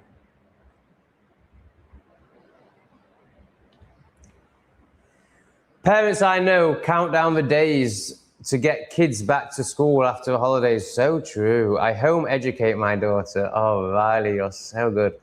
I home educate my daughter and just don't get their attitude. Why have kids? Makes no sense if you want to pan them back off. So I get it because kids are a nightmare, but maybe I'm still repressed and conditioned. I'm definitely still repressed and conditioned. So I would hate to have kids around me, and I couldn't wait to send them back to school, but I don't have kids. However, I think there's some sort of repression because you shouldn't be revolted by children. Like, children should. So you're dead right. I totally agree with you that this is how society is. People hate their children. There's no doubt about it. And it is bonkers. It's bonkers. But then also I'm bonkers because I wouldn't want kids around me. I couldn't wait to send them back. But at the same time, if I was a parent, I wouldn't send my kids to school. I'd homeschool them. And I imagine I'd learn to love them and not resent them and hate the noise they make. But there's no way, if I had a kid tomorrow, I'd either put it in a bin and not take any responsibility at all, or I'd be the best dad ever and change my whole life and homeschool it. I imagine it would be the latter, the good one. But I don't know. Like, I could go the other way and just, you know, that didn't happen.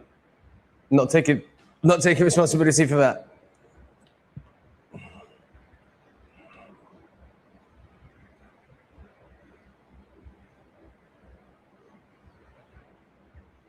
No, it's nothing to do with the fact that you took the jab. It's just how you show up and where you're at. Like, Tom, you need to, like, your entitlement's going off the charts now, Rachel. It's getting embarrassing. You're getting close to a timeout. You need to surrender and stop being so resistant and stop trying to pretend you know anything and accept that you're a very, very baby soul right at the start of their journey. Okay, I think she's going to come in with a question now. Oh, sorry, Tom. Any advice on the greyhound breed in general as your experience with dog training? Greyhounds are pretty easy. They're really great dogs. I personally don't like how they look. I love how I think whippets are the perfect dimensions. For me, greyhounds are a bit long, but that's irrelevant. That's superficial. In terms of their character, they're amazing dogs. Really calm, loving dogs. Don't need much walking, surprisingly. Run really fast for 20, 30 minutes. And you know, two 20-minute walks a day for a greyhound is sufficient. They'd appreciate it if it was 40 minutes. But 2 20-minute walks a day. Make sure you get it off lead, let it run. And really easy dogs to own, actually, as dogs go. I don't think there's any specific advice for a greyhound. Yeah, you've just got a cracking dog. I really like greyhounds. I really like their nature. I really like their temperament. I really like how chilled they are. Yeah, no, not really. Other than congratulations. What a beautiful being you now have in your world.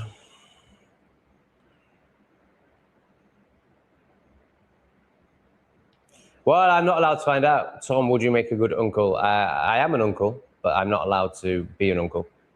So, no. I don't care. It's fine. I talked to Lee about this yesterday. I told Lee the situation with my sister, and he just couldn't fucking believe it. As in, like, just how, like, it's just the typical liberal reaction. He said, like, you know, being a victim, it's just pathetic. Like, when I told him, he was like, oh, that's very superficial. Like, he was shocked that we haven't spoken for 8 years over nothing. And I was like, oh yeah, it's not on my side at all. Like, on my side, there's no issue whatsoever. And it's not that I'd love to connect, because I just appreciate there's no point. Like, she's a zombie. And I appreciate for her it's some big deal, some big story she's made up. So there's no point really, you know, who cares? Like, I don't need my sister. But but at the same time, I'm very open to, well, I just couldn't give a fuck. Like, there's no problem for me. If I saw her tomorrow, I'd be like, hey, how's it going? Where she'd be like, it's the devil. Because she's made up some fucking liberal projection. So, so I don't know. No, I don't think so. I don't think I care enough. You know, if they were brought up consciously, if they weren't getting poisoned, if their parents weren't spazzers, I might be a bit more interested. So my brother was the first one to have kids. And me and my brother have never spoken. But there's no problem. It's just that he's a zombie and too dead to speak to me. But there's never been a falling out. Well, maybe now, but at the time of the story I'm telling you, there's never been a falling out. And he had, I think it was one kid at this point, and it was about 2. It was female. I don't know his name. And I did know its name at one point, but I've forgotten it. And I didn't see it for 18 months. And then I started judging myself based on society's repression, so culture, based on what society will tell you should do. So I started telling myself that this was because I was a bad person, basically, that I wasn't interested in seeing this niece. So I thought, right, I'm going to make an effort. And I went one time. So I texted my brother saying, I want to be part of Blob's life. And he said, okay, fine, but once you're part of Blob's life, you can't leave Blob's life. I should remember its name. I can't remember its name. Let's call it Sally. What a stupid name for a 3-year-old. So Sally, are there any 3-year-olds called Sally? There can't be any 3-year-olds called Sally anymore. So I'm going to have to change your name because I can't stop laughing. So Emily, if you're in Emily's life, and you've got to stay in Emily's life, so good parenting, well done, brother. Sorry, Lee. Yes, I'll do that. I went once, and I never went back. I've only had a son who I do know the name of because it's my granddad's name, Hayden. And Hayden's special needs, man. That actual special needs. So that's a bit embarrassing. And that's obviously not come from a greatorex gene. That's come from the spactard that he calls a partner. Like it's proper special needs. So I wasn't interested in that, obviously.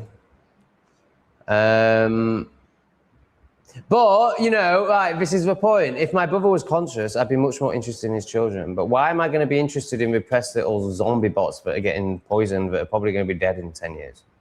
Like, what's the point? That's my feeling on it. Now, there's also the fact that me and my brother have never really had a relationship. He's only a half brother. I basically just see him as dead, as in, you know, how he shows up in life is dead. So there's that.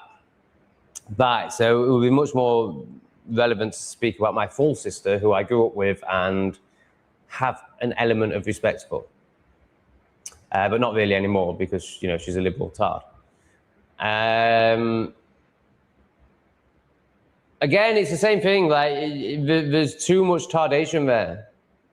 There's too much, you know, like, I couldn't be an uncle that's any good anyway because she'd be like, don't do that, don't do that, don't say this, don't say that. You know, basically be a repressed tard. Don't say anything that's true. Don't inspire them. Don't try and get them to be free thinkers. We want little zombie children. Why are you having a bad influence? No, I'm not messing around with that shit. You know, you either want me to be the amazing uncle that I would be, or I'm not. I'm not at all. I'm all or nothing.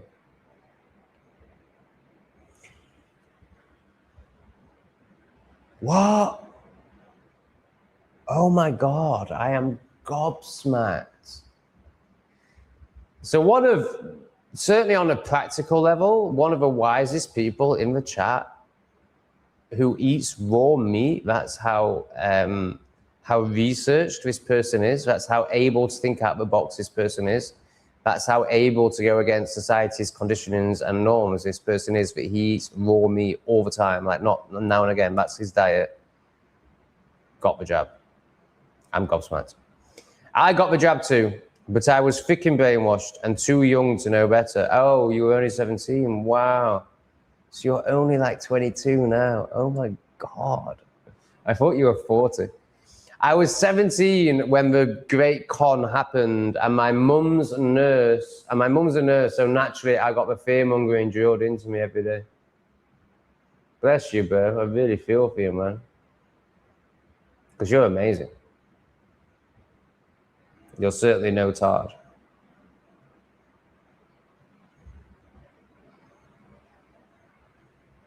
Yeah, I can really see how it happens. 17, mum's a nurse.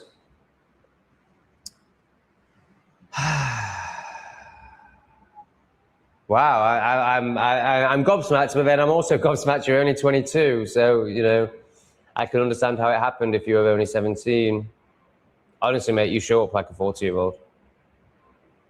Like, you're so mature and wise. So, presumably you know a bit about detoxing because you know a lot about everything, so what are you doing about it? How do you feel about it now? What are the practical measures and mental/spiritual measures? How do you face it? I mean, this guy's a prick. So obviously his opinion is relevant. But who's this Lee geezer? Drop him out. The videos are boring. Oh, maybe he just means the one with Lee. I thought he meant that it would have been funny if you were saying this live stream is now boring after Lee's effect, which I would agree with. But actually, this guy's just, you know, he's a full-on hater, so he's very repressed. So obviously, he doesn't understand a word that Lee says, and is here purely for dopamine hits and hatred. So obviously, he can't handle the Lee videos.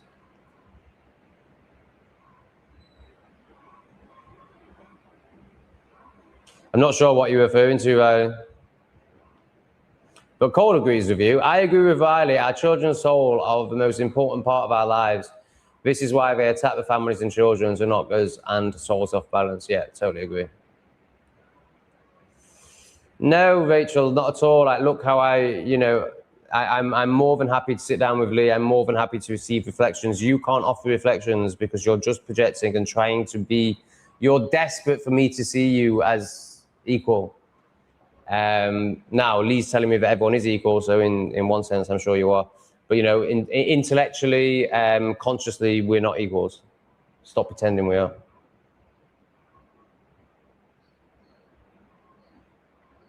Yeah, so Stephen was a pleb. You could relate to him. That's harsh on Stephen. He's not a pleb, but he's of the surface level, so you could relate to him. Lee is beyond the surface level, so you can't relate to him.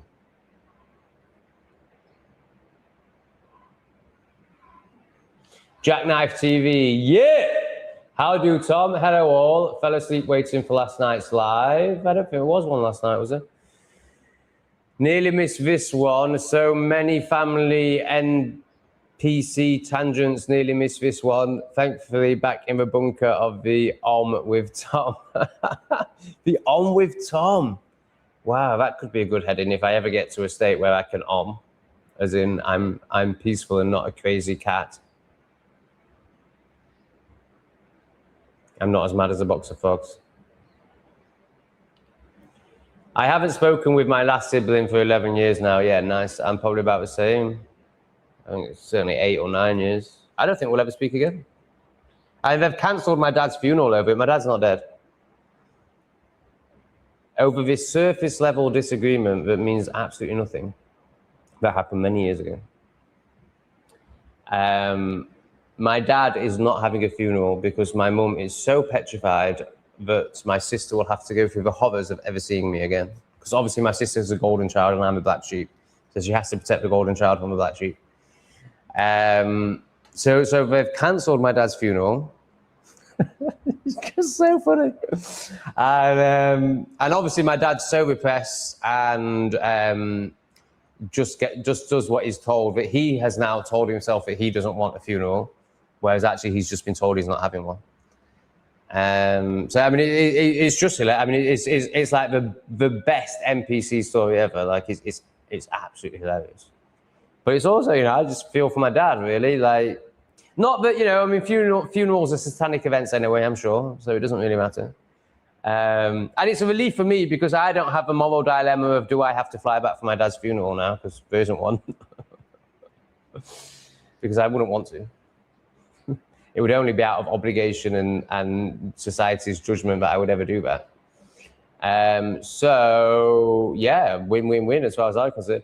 But just fucking hilarious watching these spackers that I call family spacking out over something that happened 8 years ago and is surface level and completely meaningless. No, I've genuinely forgotten my niece's name. What was she called? No, I have no idea. Don't care.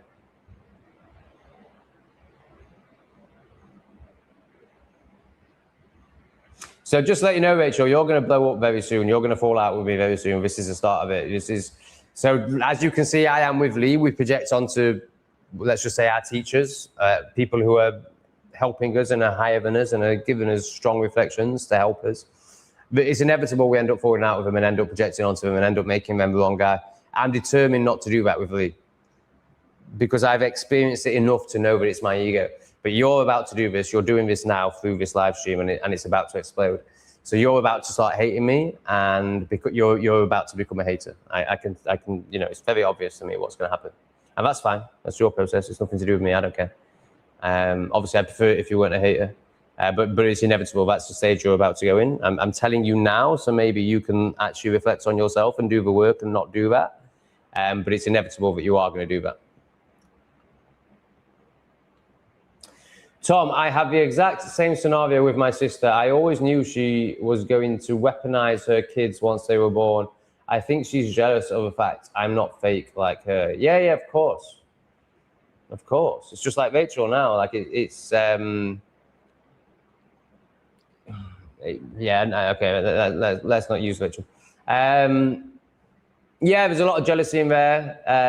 You know, the repressed don't like the free, quite simply, because you show them how repressed they are. This guy's a great example. So repressed, so hateful, because, you know, I'm constantly shining the light that he doesn't have. So he has to do things like, oh, you're disgusting, you're this, you're that, shame me for not remembering some pleb's name that means nothing to me. Like, no, you can't shame me, bro, you're pathetic. you live in shame. So this is to the cool guy that got jabbed at 17. Also research how to limit the long-term effects of a jibby. Also, yeah, it's basically saying, yeah, I mean, I'd be amazed if he's not doing that. Because this guy's like sending me information. He's emailing me with loads of great information about diet. So there's no way this guy hasn't looked into the detoxification.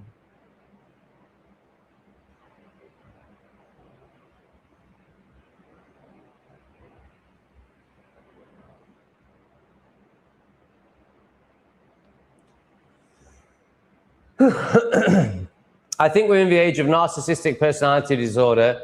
Anyone on the spiritual journey is going to have a narcissist somewhere in their primary socialization. We're all narcissists. We're all socialized to be narcissists.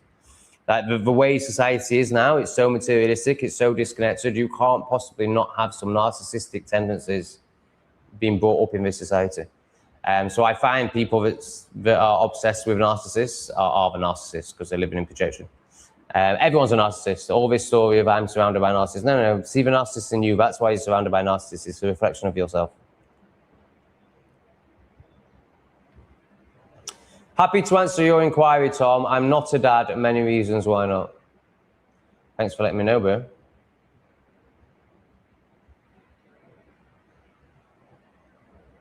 Oh yeah, I've done that. Again, you want me to be the bad guy. So you're making me the bad guy and you're making stupid assumptions. Of course, I've just said, yeah, I'm that's fine. I just won't come to a funeral.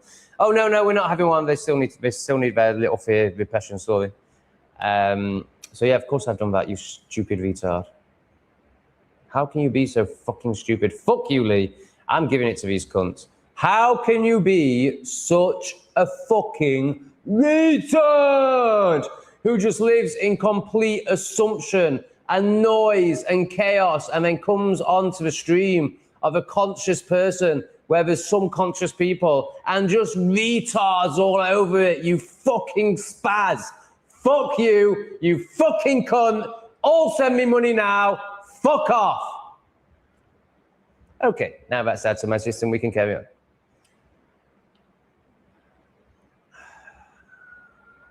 At least I love my family. At least I'm a good little robot. At least I'm plebbing right. Fuck off, you boring pleb. The straw wench is back. Straw wench, where have you been? We've missed your wenchiness. My sister is a libtard. She joined Antifa and started marching and chanting, smashing the fascists. Oh my God. Oh my God. Oh my God, how are you dealing with that? Debbie loves the fuck you all.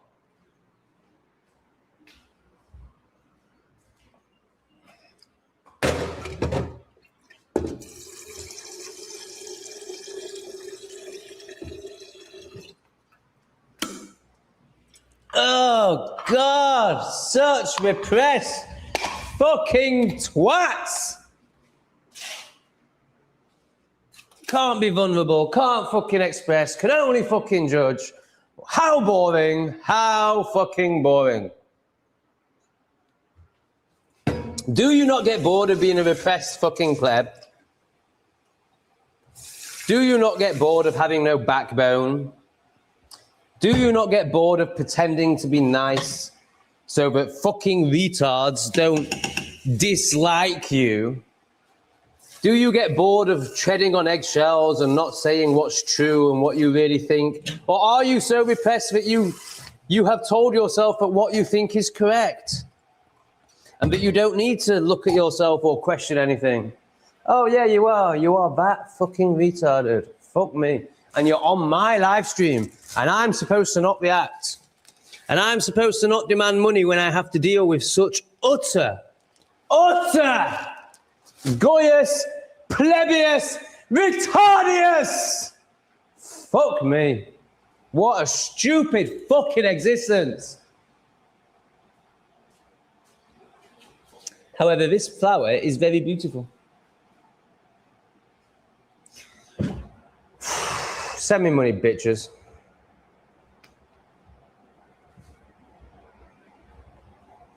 I don't mean that.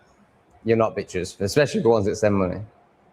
I'm exaggerating now. I'm trying to be funny, whilst also releasing a lot of anger. Jack, help me out, Jack. You're fucking great. Love it. I'm a big black bastard, and I have a 12-inch schlong. Sorry. Love it. I'm the biggest black sheep in my family. In fact, I'm apparently infamous, a legend in my lifetime. Apparently, they get most annoyed that I feel no shame and embrace it like a badge of honor. Jack, I fucking love you, bro. Well said, mate. Well said. Can you give it to the plebs? Because you're fucking on it. No, don't waste your energy on me. Jack, I fucking love you, mate. I just love you.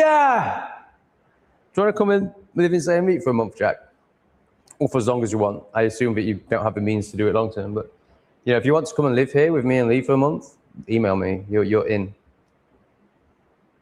Or for as little 2 weeks or 6 months, whatever. David, I enjoy watching you have more balls than most to do what you do. Yeah. I definitely don't have any. I don't have many repression issues. But you know, it's also, you know, there's two sides to everything, isn't there? So yeah, I'm courageous and I have big balls, but actually I have really small balls. To say how big my cock is, my balls aren't very big. But metaphorically, I have big balls. But then there's also the lack of slowness, compassion, and care that comes with that makeup, that way of being. So I'm inviting more of that in for myself, and obviously when it's in for myself, it will be reflected in how I respond to others as well. But yeah, I think I'm great. I like it too. I don't know what Lee's fucking moaning about. I'm the best person in the world. What's he on about? Now, is there enough space to get those flowers closer? I'd come to the conclusion that I couldn't do this, but actually I think there is. And I think this is very important and worth interrupting a live stream for. And I know Igor agrees, and that's all that matters.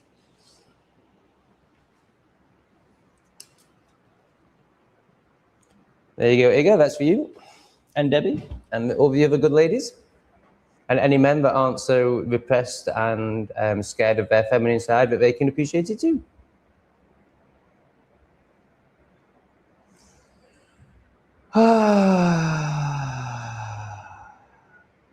Yes, plebs piss me off. Tom is back in my house. I'm glad you appreciate it, fan. Justin will love it. Justin will absolutely love it. Tom, I am exhausted by dealing with plebs. Please help.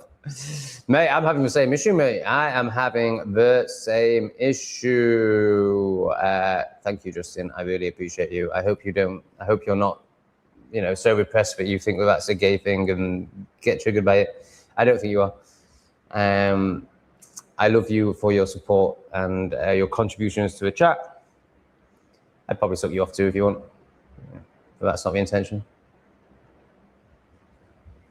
I don't have any neighbors, so fuck you, you projecting stupid little pleb that knows nothing about anything. Silly cunts.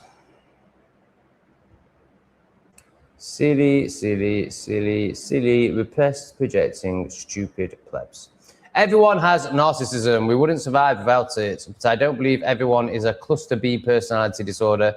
NPD is just a modern label for being demonically possessed. Totally agree. And I think everyone has attachments. I think everyone has a level of this. But of course, there are some more serious cases, which you've got a nice fancy label for. I'm not interested in labels. But yes, I agree with what you're saying. David loves the flowers. Well, how good are these ones, David? They are just the best. They only last for 2 days, sadly. But they are great.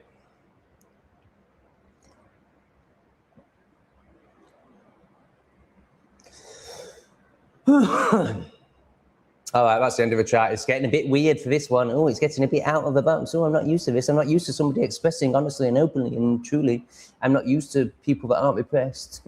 I've only ever seen repression and lies and indoctrination, and I think that's normal.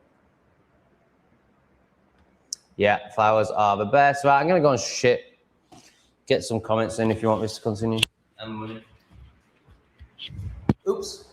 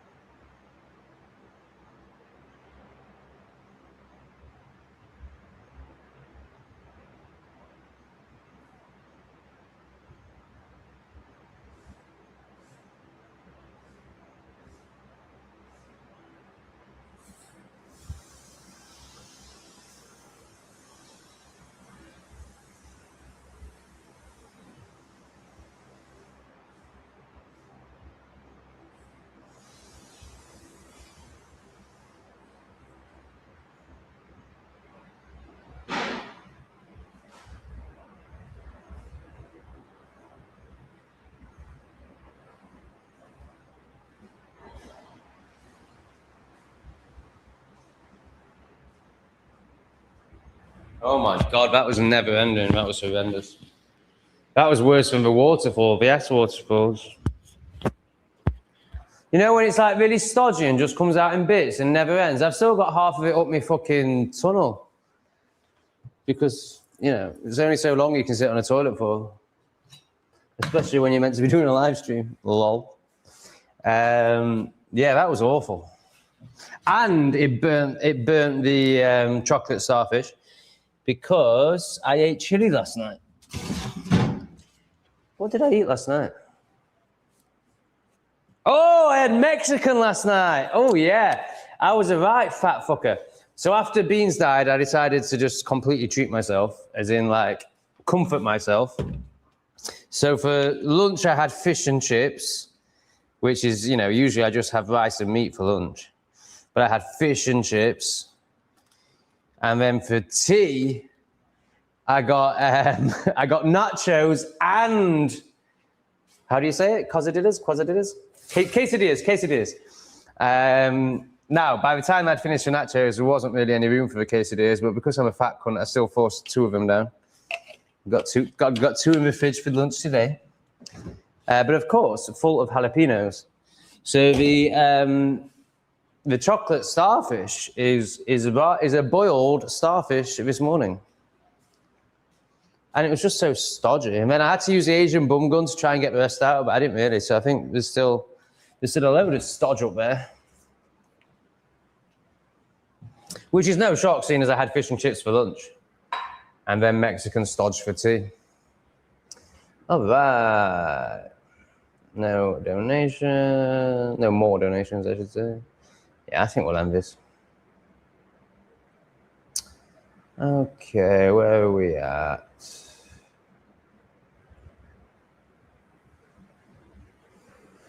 Yeah, she's definitely about to turn into a hater, which I've seen for a long time because it's this entitlement issue.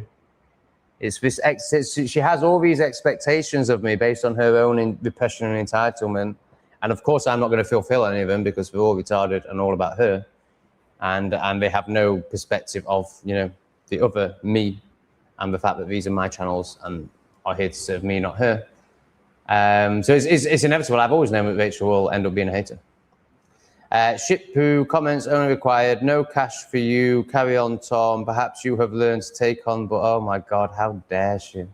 She's got so much work to do, so much self-reflection to do, and she thinks she can advise me. Rachel, you're making a fool of yourself. Debbie can see it. You're making a real fool of yourself. You're really showing how low consciousness and intellect you are here, which we've all known for a very long time. I've tried helping you. I've tried being nice with you, but you're really showing the Rachel that I've always known you are here. Now, of course, that's not the real Rachel. That's not the authentic Rachel. Underneath this bullshit is a real loving, authentic, I don't think ever high IQ, but you know, potentially, I don't think high consciousness is actually a potential for you either. But, you know, more conscious, let's say. You know, there is a much better version of Rachel underneath it. But I know this. I've seen this. I've seen this coming. It's very obvious. And people like me and Debbie can read you like a book. She's trying to tell you to stop because she can see what you're doing. We can all see what you're doing. There's a few other plebs in the comments that will obviously, I'm going to say reinforce, but there's a better word, that will, through their own repression, be like, oh, great, there's another one. Obviously, they won't use this language, but there's another repressed one, so I don't have to look at myself. They're not looking at themselves too. We can all just be victims and blame others together. There's a few of those here tonight. But the good ones, look how the good ones are responding. Catch yourself, Rachel, before you burn bridges that you will regret. Yeah, Rachel is the new Sophie. I mean, there's a reason why I had them on the same, you know, I used to speak about them as if they were the same person. And then Rachel made some improvements, but I always knew that this was going to happen. It's obvious, like when you're as entitled as she is, this is inevitable. And she's strongly entitled.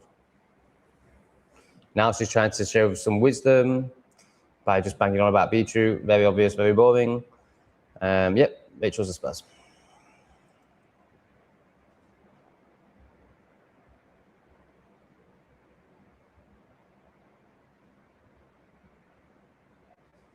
No. Will you return to the UK for a visit or not in the future? Yeah, I mean, right now, the only reason I would go back is if one of my parents are ill, and I still don't know if I'd even do that. One, because my parents haven't really, it's a difficult one because they've done so much for me in so many ways. But also, they don't respect me for the man that I am. And they don't respect, because they don't respect themselves.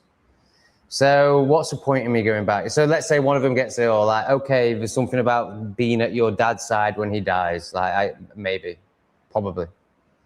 But, you know, I think it's all just obligation and repression. I don't think really anyone would gain anything. They're not able to receive from me.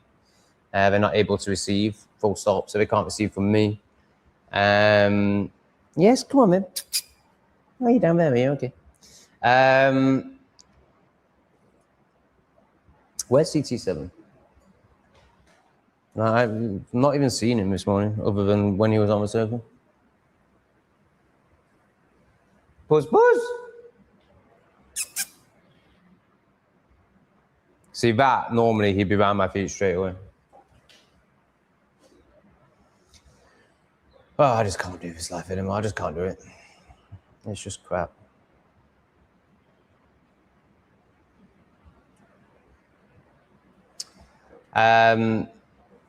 So no, I don't think so. And then there's also, you know, am I risking my freedom by going back to the UK? Will there be police waiting for me at the airport? Probably not. I'm a small fry. But I've definitely said things that other people have gone to prison for.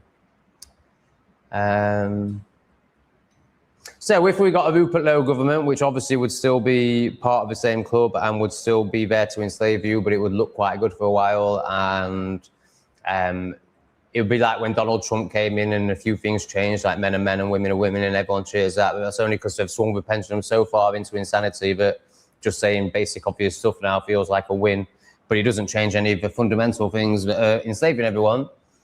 Well, Rupert Lowe will, of course, be exactly the same. But there will be a period where it will feel good in the UK if Rupert Lowe comes in, and it would feel safe for me to come back. If I was in Europe, I'd probably fly in just to see the flowers in spring, because I love English flowers. I love England. If I was making shitloads of money and money wasn't really a thing, I would like to come back and rent a van and go around Scotland maybe, or something like that. But then there's also the becoming a tax resident thing again. So I forget what it is, but basically I think for the first 3 years, if I spend 16 days in England, then I become an English tax resident again. Obviously, I don't want to be an English tax resident for moral reasons, actually. I mean, obviously for financial reasons, but actually moral reasons. I think morally to be paying tax to these scumbags is very weak and very repressed. So I don't want to be doing that. So I'm just going to see if it's any better with these lights on. Not that it really matters. Just noticing a shadow on my face, wondering if I can get rid of it. No, not really. We've already discovered this. I don't know why I'm doing it again. So would I return to the UK? I mean, you know, it's a 12-hour flight and it's £1,000. Like, no, I hate flying. I hate long flights. Oh, no, no, it's just so not worth it. Yeah, if my mum was dying, we would find out. If my dad was dying, I don't think we'd find out. If my mum was dying, I think we'd find out. And I think I probably would go back. But then there's all the sister issues, which aren't issues from my point of view, but from their point of view, it's like worse than death. So. Jack, bless you, Jack. Fucking Jack is definitely... Oh, this takes way too long. I'm so bad at this. I'm just so bad at life. I can't do life anymore. I'm finished. He's definitely my brother and a hero. Just for the way he shows up in life.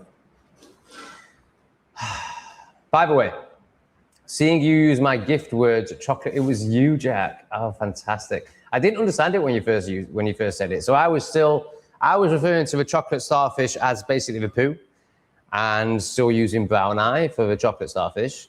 But then when I watched it back, I was like, oh, chocolate starfish. It means the brown starfish, but look, the bumhole, it looks like a brown starfish, obviously. So obviously I've stolen that, but I forgot that it was you. So thank you for that, Jack. It is fantastic. It makes me chuckle.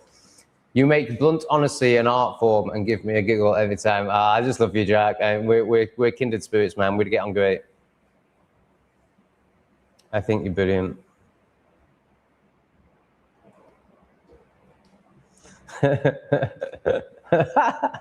Where is he? Is he having a smoke or a poo? It was a poo. A smoke might happen soon.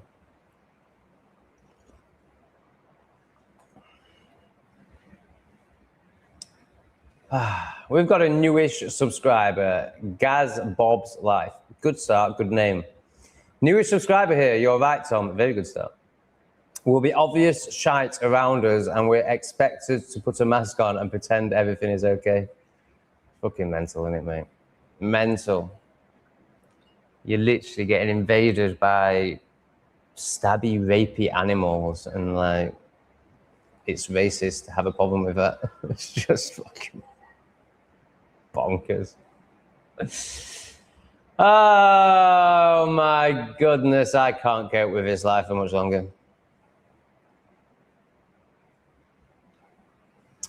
Yeah, I think this is an issue too. Rachel has a drink problem. More night goes on, the worse she gets. It's a pattern. Yeah, I'm only just starting to see that. I've seen the psychological side very clearly and strongly for a long time. I didn't realize she was an alcoholic, but yeah, the evidence is there. Would donate, but I'm really tight for money, so I hope a thank you for the streams. Okay, yeah, of course, mate. I don't want anyone to donate that can't afford to donate. And there's other ways you can contribute, like the way you do with great wisdom and just great contributions. If you're not able to do that and you're a bit low intellect, then that's fine. We don't judge you, just like the stream. But yeah, Jack's been, no issues, mate, no issues. Your comments will be brought up every time, no matter what. Yeah, alcohol's disgusting, absolutely disgusting. And of course, you know, if you need alcohol, then you're vibrating very lowly, and there's no judgment in that. It just is what it is. You know, it comes from the Greek word for flesh eats and soul for a reason. You know, because that's literally what it does.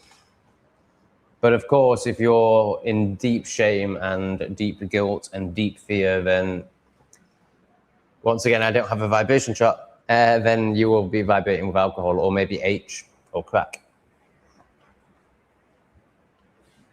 Someone called Chill Channel has made a video about NTS. No, over Chill Channel. Yeah, I'm not interested in that, mate. It's just some retard pleb. They've done many videos about me. I've not watched any of them. When we did the first one, I had the first two moderators, which were very intense on it, you could say. And they watched it and they sent me a few screenshots saying that basically they just they haven't got anything, you know, they're just criticizing to try and, because that's what their channel is, you know, they can't create content themselves, so they just take other people's content and criticize it. And basically the best they had was a few screenshots of me pulling facial expressions that they said looked demonic. So it's a complete joke. It's just hatred. It's just a hater who's created a whole channel based on hating people because he can't create his own channel. Yeah, I went for it, didn't I? See, this is the thing. If you suppress stuff, it just fucking pops out. This is how the shadow works. So I am starting to think that Lee's wrong. Obviously, I know Lee's not wrong. I'm just in deep resistance. But also, it's been way more boring tonight, right? It's usually more fun, right? It's usually more fun when I'm excited about money and therefore excited about the chat. So I'm starting to think, not that Lee's wrong. I totally accept that Lee's right, but I'm starting to think I can't do this. I'm no longer doing the work. I'm no longer interested in spirituality. I'm no longer interested in becoming a better person. I'm just going to be a twat. And that's fine because I was a lot happier when I was a twat. So I'm just going to keep smoking, keep shagging. I mean, I'm not even fucking shagging, but, you know, I might start shagging again. I'm not going to listen to Lee. I'm just going to ask for money and I'm just going to be a twat. But the problem is, then your cats die. As Lee says, then you'll get a slap. And I literally got a slap the next morning. And if I don't do this work, then they're going to take one of the good cats. You know, it was actually quite a soft lesson as lessons go. You know, it was the worst cat. I should say, it was a cat that I didn't really have a bond with, as opposed to the other two who I absolutely adore, and especially this little tiny one, Calico. And then guess what happens? In that video, you see Lee tell me about the cats escaping off a balcony. So I come back and again, I dismiss what he says and I don't take responsibility. I cover it up with a bag full of soil. Not good enough. I know it's not good enough. When I'm doing it on camera, I say, I know that's not good enough. Don't take responsibility. What happens half an hour later? Knock, knock at my door. Lee's at my door with Calico in his hands. She's escaped. She's ran past his door. She could have very easily been eaten by the dogs. So once again, I'm not taking responsibility. And once again, the universe is giving me a very kind warning, like, listen, we're going to take your fucking cats off you. We're going to take your favorite cat off you. Here's another fucking warning. Do you want to take responsibility or not? Because next time, Lee's not going to see it and not going to end up knocking on your door and you're going to find a dead cat. This was 4 hours after Beans had died. So unfortunately, you have to do the fucking work. Unfortunately, you have to fucking become better. Otherwise, the universe just destroys your fucking life. It's shit. I hate it.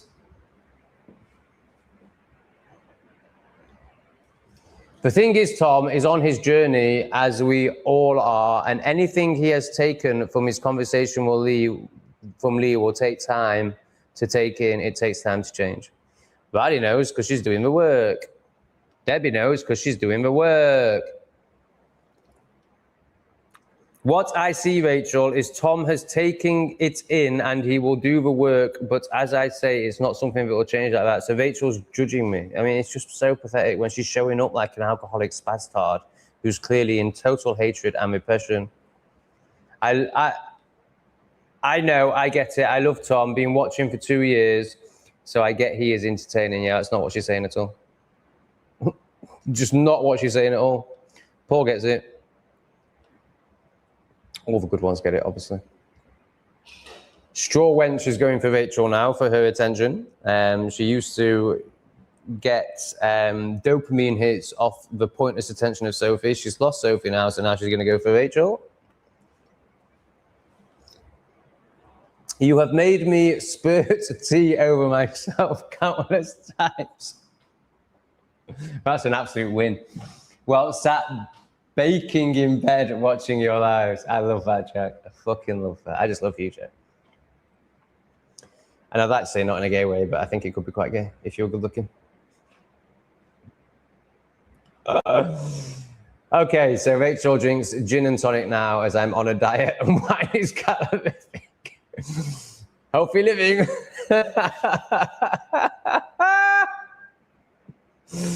Oh, I'm laughing with you, Rachel. I'm just laughing at how fucked we all are, including me.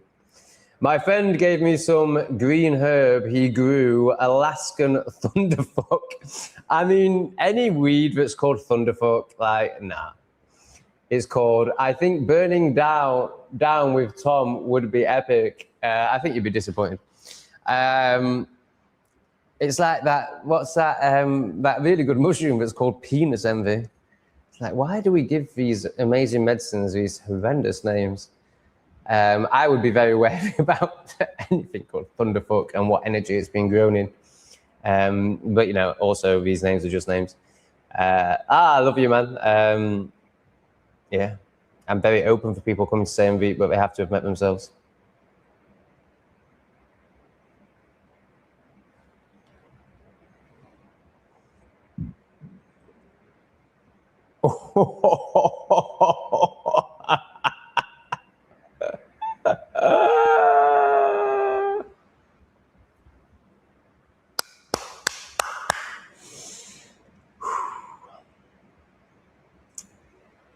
Yeah, it's obvious, isn't it? It's fucking obvious.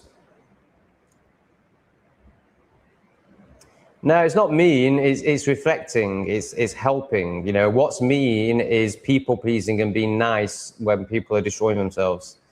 We need to get past this thinking that honesty is rude or honesty is mean.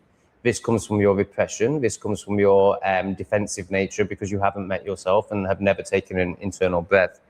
You're speaking to two, I'm just going to use, no, I'm not going to use that word. You're speaking to two conscious ladies who are way beyond your level of perception. So again, you need to sit down, shut up, listen and learn. But you won't do that because you're too repressed. And therefore you know, I mean, just look at the libtard. The person that knows literally the least in the world is the loudest. So Stupid people are the loudest. The emptiest can rattles the loudest. That's you. Shut up, learn. Would you say people in Asia are awake or asleep from your interactions? Completely asleep. 100%. Land of NPCs, but I love them. It's shite in England. This is no place for free-thinking, freedom-loving people. It's a workhouse for zombies. Yeah, how are you going to get out, Gaz?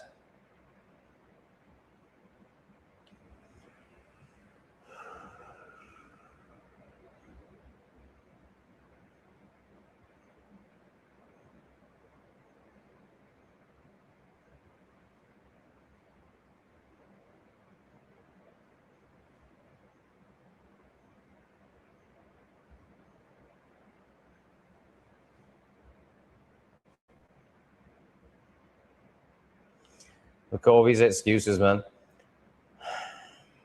It's just so boring. Likewise, Jack. I'm really glad you're here. I think you're the one that's making me most smiley.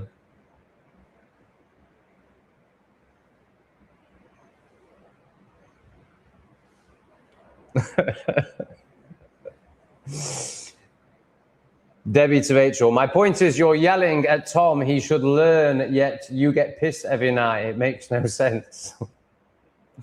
Yeah. Oh, I'm so glad we're at the hate stage with Rachel. I've been waiting for this. Like, this needs to happen. Like, she needs to go through this. It's so obvious that she was always going to become a hater. Like, she's got so much entitlement in her. Like, it's impossible for her not to become a hater. And so little consciousness and ability to self-reflect. So I'm glad that we're here. I'm glad that we're going to get this process done. And that process may go on forever and we may never see her again. That's fine. Or, you know, hopefully for her sake that, you know, she'll process it and then come back as a better, less projective, repressed person. But it's good that it's happening because it's just, you know, we've just been waiting for this. You know, it's just like she can't make any progress until she goes through this. Hopefully she gets ridiculed and shamed enough for her to be humiliated and embarrassed enough to do something about it.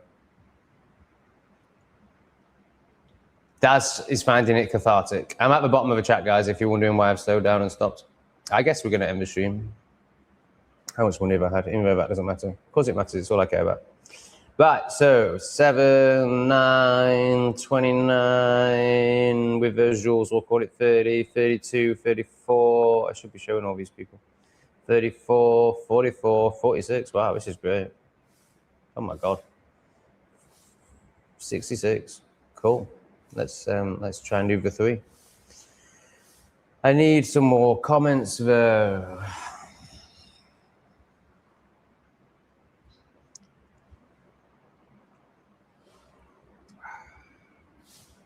Maybe I should end it. What would I do if I ended it? I'd watch it back. I'd have a smoke. It's about 7 a.m. This is the thing, man. I've got 12 hours to kill. Now, I might need to go to a vet's. I don't think I'm going to go there, but I might need to go to a vet's. I really should do something about a bike, although I've accepted that I'm just renting a bike for another. This is what happened in Thailand. Every month I told myself it's the last month I'll be renting a bike. I'll buy a bike this month, and then I ended up renting a bike for 13 months until I got put in prison. Same is going to happen here. I can't do shit. I just can't do things. Doing stuff is just too much. And honestly, if you're just getting through the days right now, congratulations. Like, why am I so obsessed with doing the work and deepening? Well, it's because my cats die if I don't. But, you know, that is the only reason. If it wasn't for cats dying, I would not be listening to Lee and I'd just be carrying on as I am. If it wasn't for the slap that is inevitable, if I don't listen to Lee, because as he says, once you know, you receive the lessons to make sure you embody it. So you can't avoid it. So it's only because the universe is a cunt that I'm still even bothering with this self-work journey. It's only because I'll get punished if I don't. Because honestly, I just want to wank and smoke my way through the day. I can't think of anything more worthwhile than that, other than maybe snorting an 8-ball and getting fisted. That is still the peak experience of my life. Maybe I should do that again. I haven't done it for about 7 years. And when I was in Thailand, I got an energy session from someone who, thank you, Rachel. I got oh, there's more. We'll be with you in a minute, Tarts and Tours and Tarts. I did an energy, who knows, man, he was probably full of shit, but, you know, he seemed pretty impressive. And we took mushrooms together, and he did all this blowing on me, energy work. And he claimed to have removed a load of demons that had got him when I last snorted. So, and he said, if you ever do that again, man, I'll never speak to you again. He didn't say those words, but, you know, he was like very clear. So, I mean, there's also just, you know, I'm not in a place where I need that shit. I'm not vibrating in complete fear, shame, and guilt. Of course, there's still some of those vibrations in me where I have to do that shit. So there's just no pull to it at all, really. But then whenever it does come up, like being fisted on that powder is still the best experience of your life. Why are you not doing that again?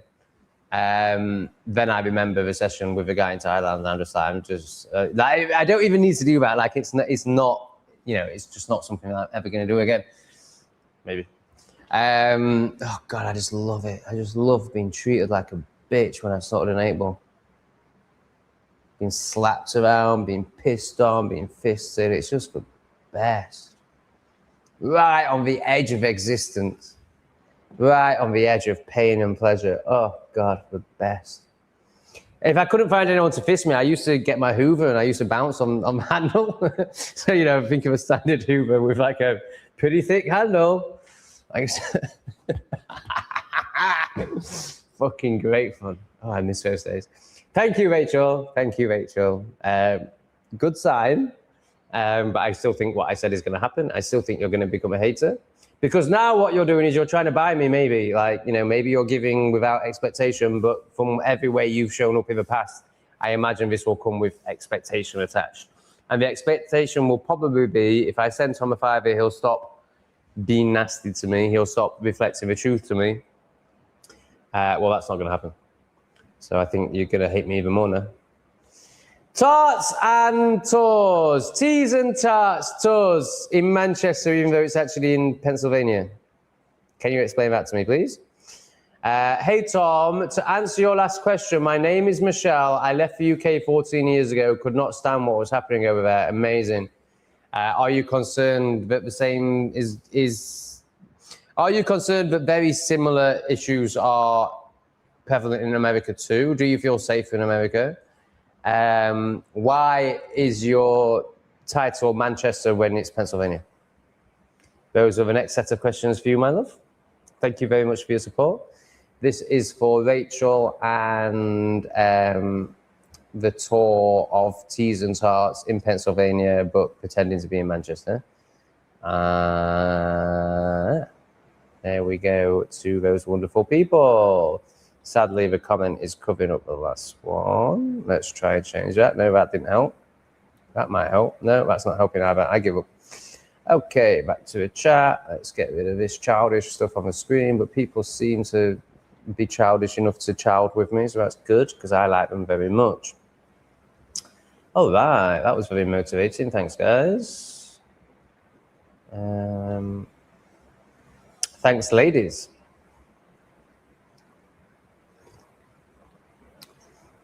What are we talking about?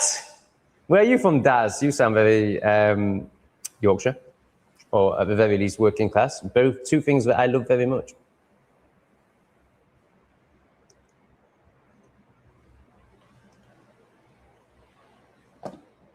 Hello, baby. You know, I've always said stoners don't riot. Then I remembered the battle of the Beanfield. Oopsie, I don't get it, mate. I'm sure it's very funny though. Oh no, she's sneezing again. Oh, my little sneezing pussy. Oh, you're gonna be okay. You are gonna be okay. Because you're my favorite thing in the world at the moment. Other than Igga and Debbie. And a few other good ones, but particularly Igga and Debbie. And I suppose Lee. But you're the best thing in the world to me right now. You're just my favorite little bundle of joy. And I love how loving you are. And how much fun you are. I don't like it when you chew my wires, though. But you're worth it. I'm happy to lose wires for you. Just please don't try and get off a balcony and get eaten by those doggies. You won't like it. She's so brave, so courageous. Like, I imagine she was just loving life down there. Like, you know, and again, this tells me that she wasn't part of a traumatic event because she doesn't seem to realize how dangerous it is. So brave. Like, she's, of all the, what was 3 cats, she's the only one that's gone beyond the balcony, and she's like a third of the size of the other 2. And she's just running around without a care in the world. I mean, how would she have got back if Lee hadn't have found her? Like, I mean, obviously she'd have got killed by the dogs, but let's say she hadn't got killed by the dogs. Like, I don't know if she'd have ever, if she'd have known how to get back, because obviously she can't get back onto the balcony. I assume, maybe she can. I doubt it. She doesn't know how to. She's never been up the stairs before. She doesn't know how. Well, maybe I don't know. Maybe cats are more intelligent than I realize, but. You know, she's never experienced going from down there to up here and would know the route. Oh, you're very sneezy. You're very sneezy. Oh, for fuck's sake. What does AI say about sneezing cats? Oh, obviously it's just going to tell me to go to a vet's because it's a woke, cautious piece of repressed shit. Without being a woke, cautious, repressed piece of shit, that just tells me to do the most cautious thing every single time. Can you tell me about cats sneezing? Is it something I should worry about? I have a kitten and it's been sneezing for 24 hours. What's going on? Is it going to die? Try to answer with an open, trusting, non-repressed perspective, please. No, your kitten is almost certainly not going to die. Wow. That's a good start. From a 24-hour bout of sneezing, take a breath. Cats sneeze just like we do. It's normal physiological reflection of a nasal passage. Oh, I don't need that much detail. What's going on? When a kitten starts sneezing repeatedly, it usually boils down to 2 standard environmental irritants. Kittens are low on the ground, dust, yada, yada, yada. The kitty cold, fantastic. No, it's talking about recent vaccine side effects. You mean the effects of jabs? That we call side effects. No, they're the effects.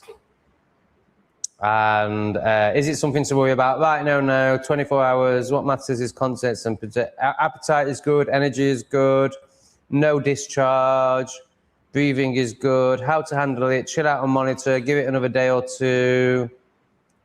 Okay, great. What if it was still coughing in 5 days? What would you say then? If a sneezing or worse, a cough is still hanging around after 5 days, the calculus changes. At that point, it's no longer just a random bit of dust. All right, we don't need to read about that, so it's not going to happen. Rachel is still trying to buy my friendship. I mean, is donating wonderfully and with love. No expectations required, Tom. Money sent with love for the cats. I will never be a hater, just a pisshead twat. Oh, that's amazing. Escaping sleep paralysis. Well, that's amazing, Rachel.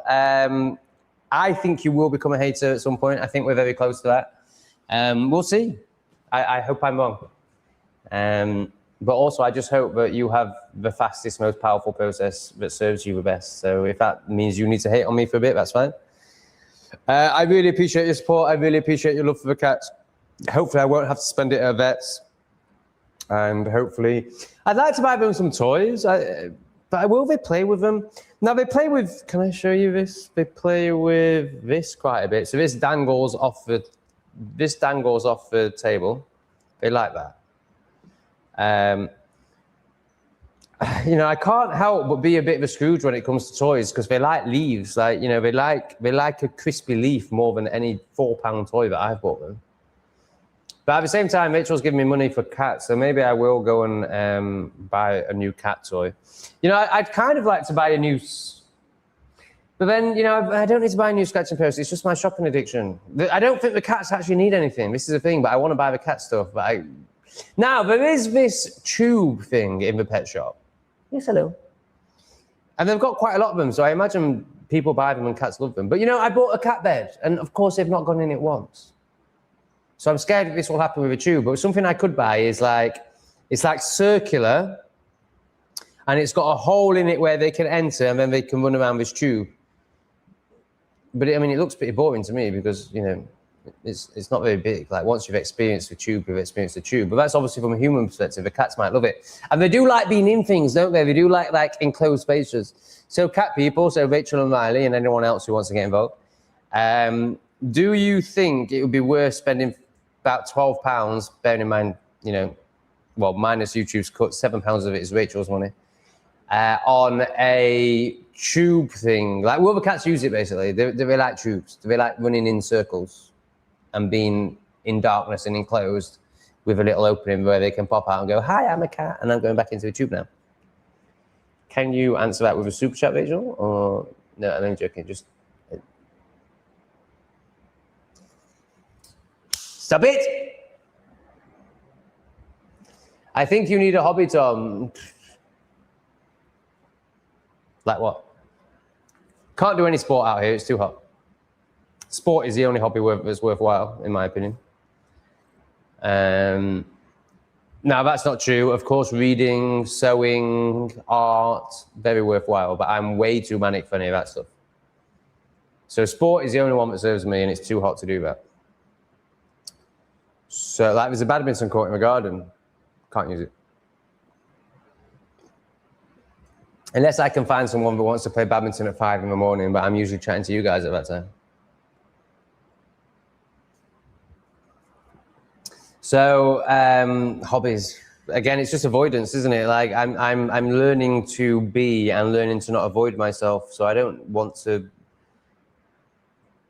from a spiritual perspective, from a what's happening here and where my life is at, and clearly what's happening. I'm living with Lee. I'm living in a country where it's too hot to really do anything, but I have a great environment for doing nothing. You know, this apartment and the grounds and the gorgeous energy of Cambodia, particularly Siem Reap. So I think, other than sport and trying to work to get rid of these tits, and obviously adrenaline and dopamine and all that, I can't see any reason to take on a hobby other than to distract myself from the work that I'm here to do. So that doesn't serve me.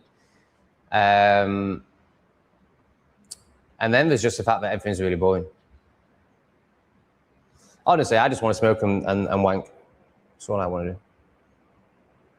But my dick won't work anymore. I'm 41. So, you know, the most that I can do is 2 a day. If I do 2 a day, my balls are hurting. If I do 3, my balls are really hurting. And I get sores on my penis. So it's like the only good thing in life is agony. I want to die. Rachel, how do you feel about me spending the £7 on a Memboy? I'm only joking. I don't want a Memboy. Oh God.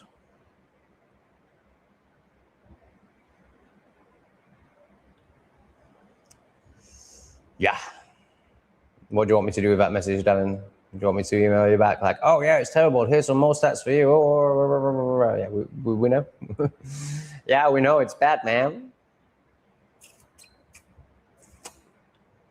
Jack, I find out. Oh, Jack, I'm falling in love with you. Shit. I find alcohol being. Are you ugly, Jack? If you're ugly, then there's no problem because I'm very shallow.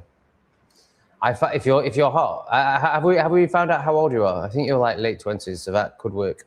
As in, you know, I could actually find you attractive if you're really hot. But then I've got tits and I'm fat, so it's pointless. And you're not gay, so it's even more pointless. I find alcohol brings out the worst in people because it feeds the ego too much. I avoid it mostly because it can encourage my inner spaz. Yeah, totally, man, 100%. And then, have you done Charlie, Jack? Oh my God, talk about feeding the ego. Oh my God, I do not shut up on that thing. You can imagine how horrendous I am on Charlie. Oh my God, I can't shut up. I can't listen to anyone. Everyone just has to listen to me when I'm on Charlie, or fist me, or fist me and listen to me at the same time. Yes, it was very thoughtful. Rachel has a great heart. Maybe I'm wrong. Maybe she's not going to go into full-on reaction. I still think I'm right. Rachel to Jack, this is going to be good. This is going to be so good. It's like two of the absolute best ones speaking to each other. This is going to be so good. I agree. Some of the things I have done whilst drunk would make the most open-minded person shrink in Homer. Rachel, have you been fisted up the asshole too?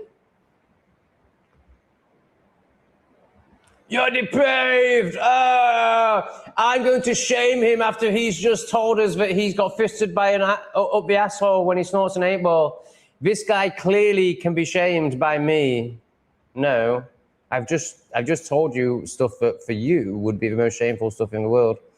And I've done it without batting an eyelid, and I care what none of you think. But you're so repressed that somebody saying this to you, would you be like, oh, I'm so offended. Oh, this is such a big deal. I'm going to make this my whole day about this. So you think that I'm going to be the same because you can only perceive from your level of perception, which is very low. Oh, let's just get a few of these on for you. Very, very, very low. So no, you're not going to be able to shame me because you're a spaz. And only spazzers do shame. So you're projecting from your only place of perception, which is spaz. I'm not a spaz. I know that's hard for you to believe. I know you have no concept of what not being a spaz is. Right, we better get these off the screen because we're now moving to tours and tarts of Manchester, but actually Pennsylvania. Another fiver. Thank you, my love. Hi, Tom. Yes, I feel very safe where we live. It's called Manchester Teas and Tarts Tour. As where a tea room I am from. And tarts. It's called Manchester Teas and Tarts. Has where a tea room I am from Greater Manchester, Wigan. Right, so I think basically she's gone to Pennsylvania and she's created an English tea room based on her Manchester vibes and Manchester knowings. So she's called it Manchester Tea Room in Pennsylvania. And it's worked a treat because Americans love English people, like ridiculously so. Well, rightfully so, because we are amazing. We certainly were amazing. And one's like, oh, is it Michelle? Is that right? Manchester Teas and Tarts. Can you confirm that? Because I'd really like to stop saying this massive title. We're going to go with Michelle until I'm talking. No, we're not going to guess. Even though I feel like that's come up in the chat tonight. Teas and Tarts. I can do that. Teas and Tarts. I can't remember what I was going to say about it, but it was something very good. And there's definitely a lot of... I don't know if Pixie's right for you. I mean, definitely just angelic. I don't really like that one, to be honest. It's a bit too standard, feminine. It's not risky. Like, I feel like this is a bit more risky, but actually most women will prefer this, especially the ones in this chat. So we're going to go with that. And we're also going to chuck in an angel face, but there's no point doing that because the angel face is underneath the comment. Oh.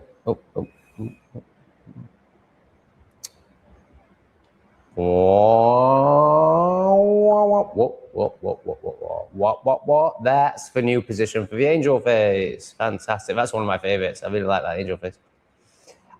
Just like Teas and Tarts is one of my favorites. Thank you very much. I really appreciate it. So it does seem that Lee was right. It does seem that you don't need to threaten your audience to be received, loved, honored, and to experience flow with. Yeah, this is quite remarkable. This is quite a big moment for me, actually. Why am I not happy about it? Why am I feeling resistance? Not to this, obviously. I'm not resistant to money. I'm resistant to this concept of flow and trust, I think. Or the new level of it that I'm about to experience. Why am I so scared of it? Crazy, isn't it? Because intellectually, I can obviously understand that that's where I want to go and that's going to be better. But there's this part of me that's just so obsessed with control and the story it has of this is how you make money. When, you know, you're all proving that That's not true. I should be like, oh, right, that's great, but I feel resentment. I guess this part of the ego is holding on strong.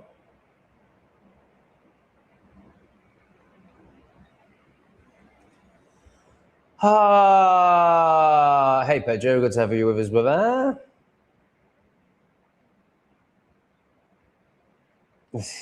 Where are you from, Darren? You're so working class. I love it. What's not good for who? Context, please, people. Context.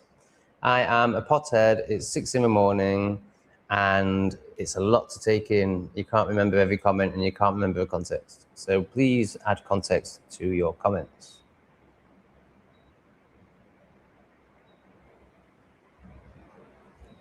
Is someone called Sugar spazzing out? Seems like it. Oh, right, yeah. Sugar, I think Sugar is a proper spaz. Or maybe not. It looks like they're taking responsibility. It looks like they're able to reflect and be accountable. That's good. Oh, wow, yeah. Wow, this is looking good. I don't know the context. I don't know if, is Sugar someone I've ripped apart? I'm not sure. But Sugar looks good to me, just from based on those two comments. Battle, so just to confirm, Sugar, I don't know where you are and who you are and anything, but there's nothing wrong with being wrong. If you can take accountability over being wrong is the teacher. What people like Debbie and is it Riley, whoever you're communicating with, wish to see for you, and it is for you, not for them, is you know, a more pleasant life experience, and that's why they're calling you in. It's not calling you out; they're calling you in. And it looks like you're receiving. So that's wonderful. Fantastic. No one cares about you being wrong. It's just, can you take accountability? Can you make the changes to better your life for your experience? Battle of the Bean, Field Hippies versus Police banned the Stonehenge Festival 1985. Over 250 arrests in one day on record in the UK. Yeah, I don't know much about it. You kind of reminded me of it. I have had an awareness of this happening, but I'd forgotten it. Now, Stonehenge was actually, you know, I think that's all just a big con anyway. There's another circle that really conscious people go to. It's not Stonehenge, which is actually much more, but it doesn't look as good. It's more destroyed, but that's energetically much more powerful. So I think Stonehenge is just for plebs anyway. But yeah, I'm sure there's relevance to what you're saying. I'm too tired and don't care enough. Sorry, Jack. And also, this is happening. Thomas Shattock, thanks for your great content. Have a beautiful day. Thomas, you are an absolute hero and are massively appreciated. Thank you, bro. Really appreciate it. This was quite a... Fucking hell, we've got the same problem again, haven't we? This was quite a big stream for me in terms of, oh shit, the bed.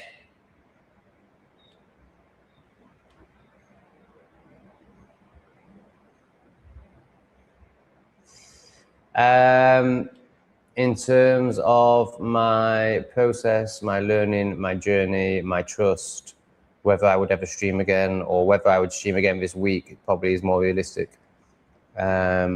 And yeah, you're one of many people who have really helped with that. It might not be showing in the way I'm showing up right now because I'm still processing, and it's a deep one, it's a big one. But yeah, this is definitely going to help me lean into this new level of trust and flow that Lee is encouraging in my life. Thank you.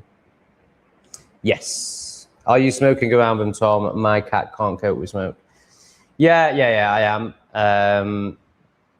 So in the daytime, the door's always open, the fans are on, so I really don't think it's an issue.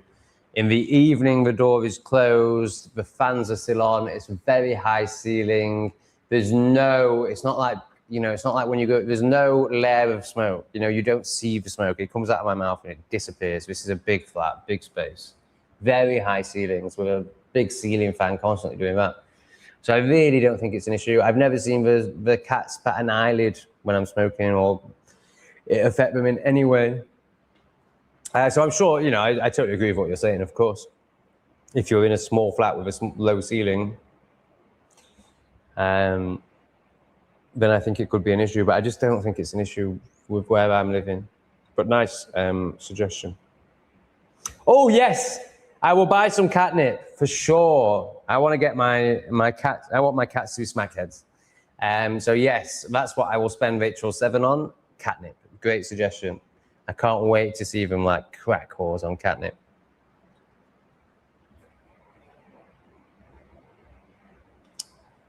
Yeah, I don't know the context, Riley, but that's where you learn the most of the irony. I think he's speaking in. I think Riley has experience of the journey, and he's basically saying, you know, the hard bits are where you learn. Very true. I have never had COVID because it doesn't exist. Oh no, we didn't like that bit.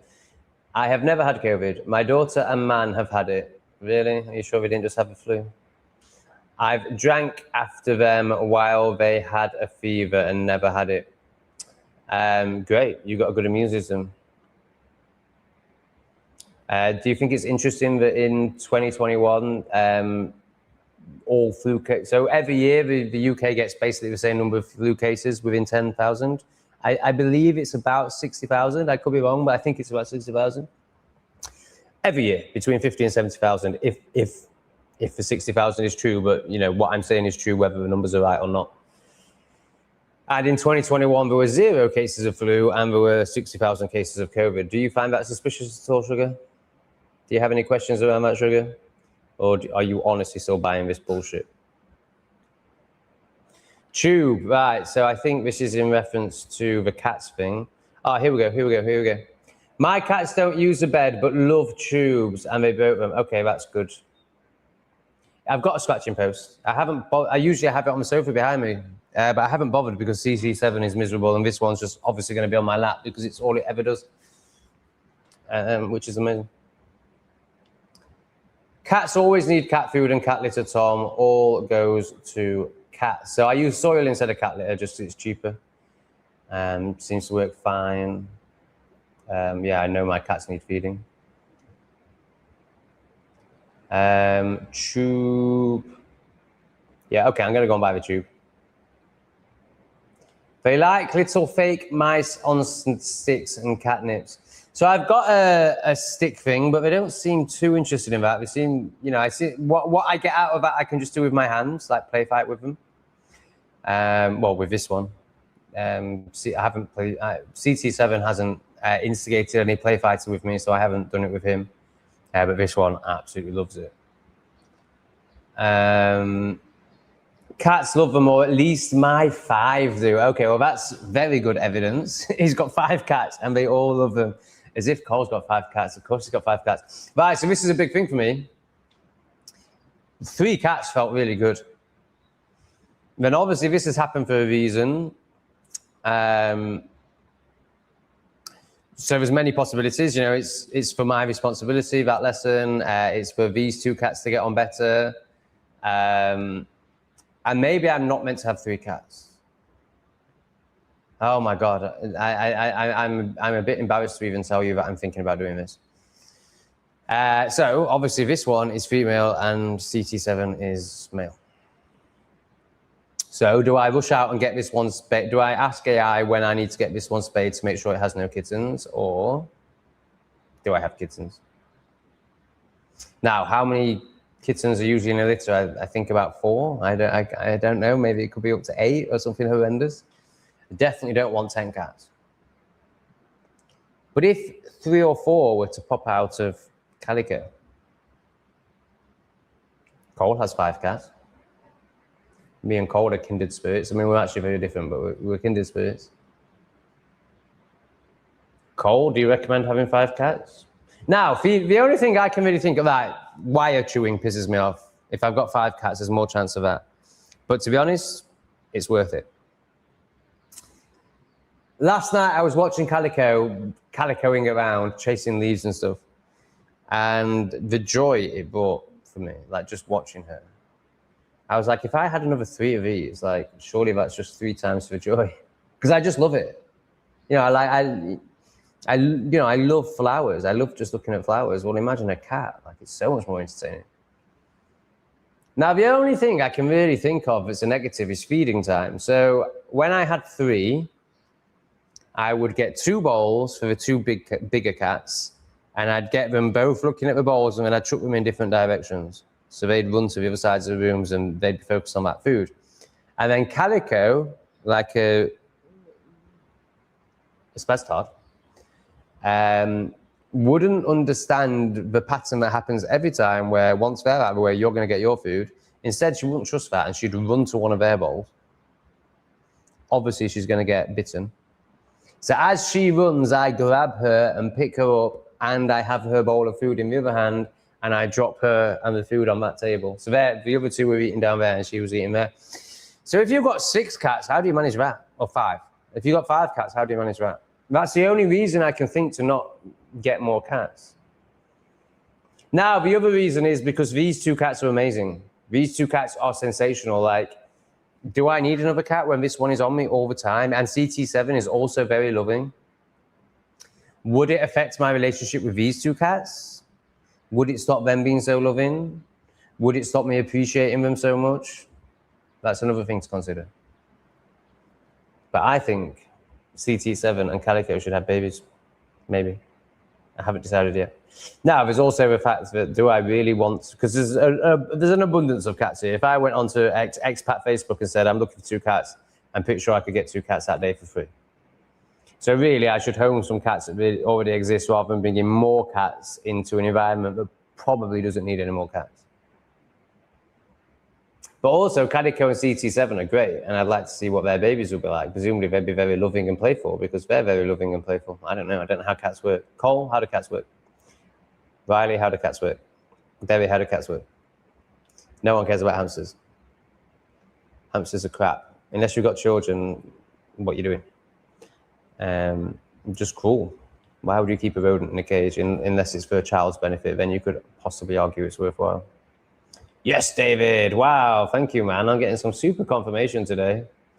Okay, Lee, you are right. You are right. I already knew you were right, but you are, clearly right. Probably made more of this stream than I do most other streams. Thanks, guys. Thanks for being so giving and showing me that one can operate in a more loving way that's less manipulative and less narcissistic. I think sugar's quite good. Why have we all been giving sugar a hard time? I was giving sugar a hard time. I think sugar's quite good. Tom, buy those pretty cat shelves you put on the wall for them to walk and lay on, and they could look like decorations. What the hell are you talking about?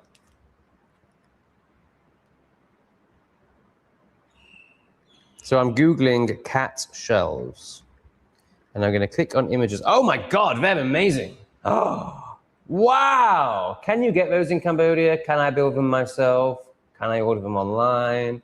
Oh my God, they are unbelievable. And that would be, if I'm going to get 5, I am going to get 5 cats. There's no point answering that question. I'm going to do it. The question is whether I should breed these 2 or just go and get other ones. Now, that makes having 5 cats a lot more. Oh my God, I mean, that's just outrageous. Oh my God, right, money in the chat, please. This is going to cost thousands. I could get really carried away here. You can get all of that for $559. Oh, shit. Oh, shit. This is a game changer. Who's this? Sugar. We like you, Sugar. Right, guys, can we have a donation for $559? I would like to buy this for my pussies.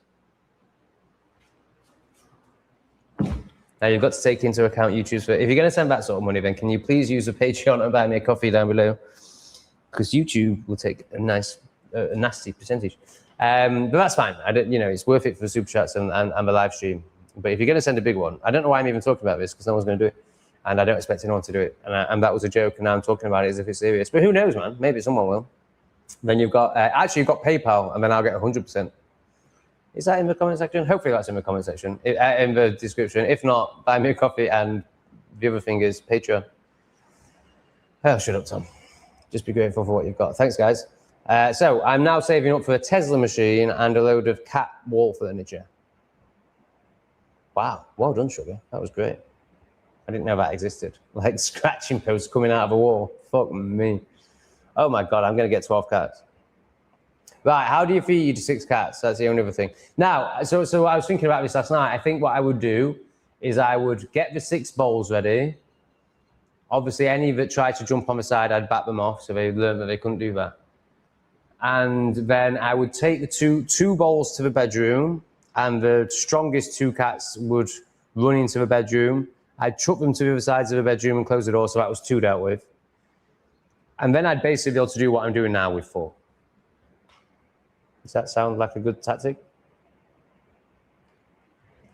You need to scramble an egg every day for the little tortie. Get her beefed up. All right, great. I'll do that. Thank you. I've not done eggs yet. I've just done offal, chicken, and yeah, eggs is a great idea. See, why do you think I should cook it? Because if it's raw, it's not as edible. Like, would you not just lick up a raw egg?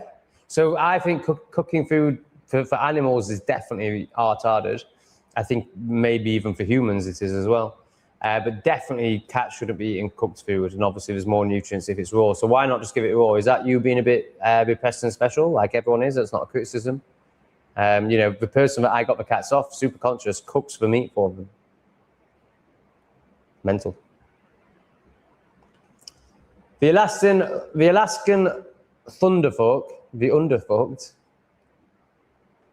I think it's thunderfuck, is good, Tom. Laughing my ass off. You make me laugh.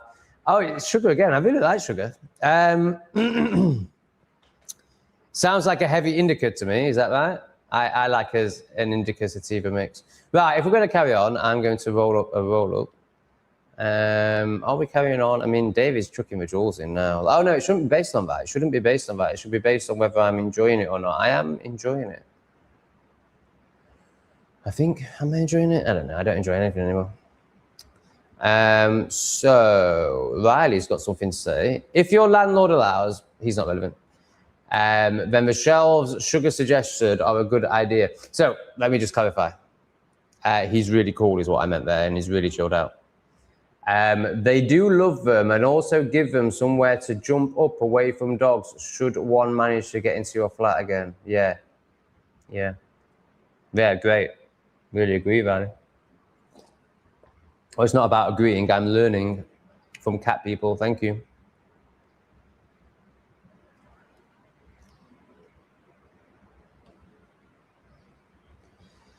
Yeah, might roll up a little. There's no need to. I really should just end the stream and then watch it back and have a smoke then.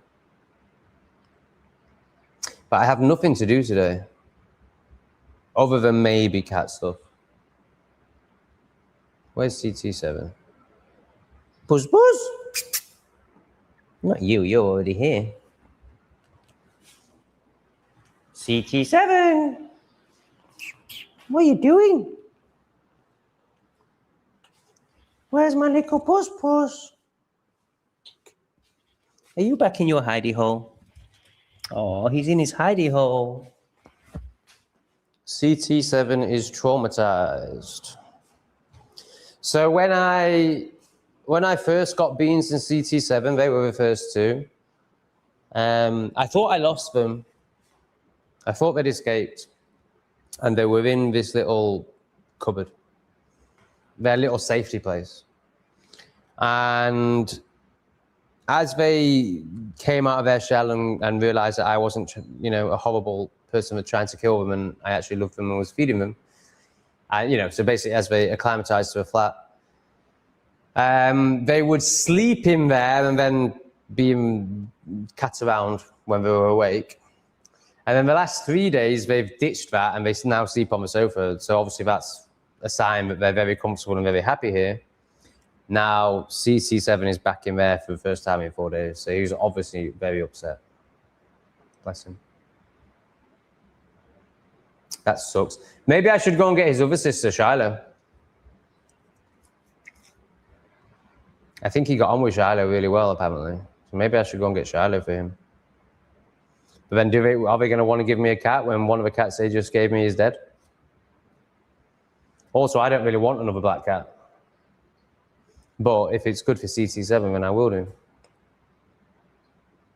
Hey, here she is! Let's get the pixie out! Carrie, Carrie, Carrie, the Scottish beautiful pixie. Hi, pals.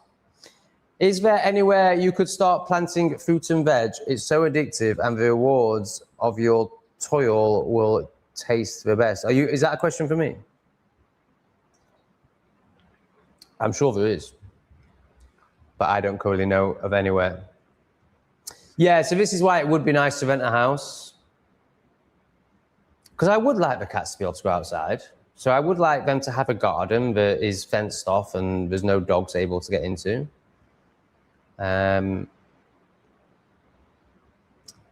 So that's a big pull to get in a house. And then there's this, gardening. I really want to garden. I love gardening. Oh, I love it. I need to get a house. I need a garden. The problem is these apartments are so good. And I'm about to move into, tomorrow I move into the best one in the whole complex. And it's kind of going to feel like I've got a garden. Like certainly, you know, I'm going to have trees all around me and I'm going to have a stunning view of greenness. But I can't garden. Now, I could turn my balcony into a garden. Is that enough? Probably not. I could also turn my whole apartment into a garden. I could grow fruit in pots in my apartment. Now, the other big thing is I don't have a contract here. And that's massive. Because in Southeast Asia, not so much Siem Reap, but you know, it's still Southeast Asia, so it can happen. A construction site can just appear next to you within 24 hours, and then it can go on for 2 years. So signing contracts in Southeast Asia is very dangerous. And you can't rent anywhere good without a contract, except for this place. So I don't know if I want to take the risk of renting a contract just to try and get a garden, of signing a contract just to try and get a garden. Yeah, I'm really happy where I am, but I think lots of balcony and indoor growing. You know, I'm up for growing some trees in my flat. Totally agree, Kevin. You're so right. You're so amazing. Oh my God, 23. What's happened? I've just got a load more. Oh, it's all jewels. Thank you, David. I'm sure they mean something, especially when you chuck this many in. They must add up to something. Party hat, chili, sparkles, gold coin, 2 jewels, silver star. Thank you. I think it's time to end the stream. Also, I think there's more chance of people watching it back later if it's no more than 3 hours. I think when people see 5 or 6 hours, they're just like, what am I supposed to do with that? I mean, 3 hours is borderline, isn't it?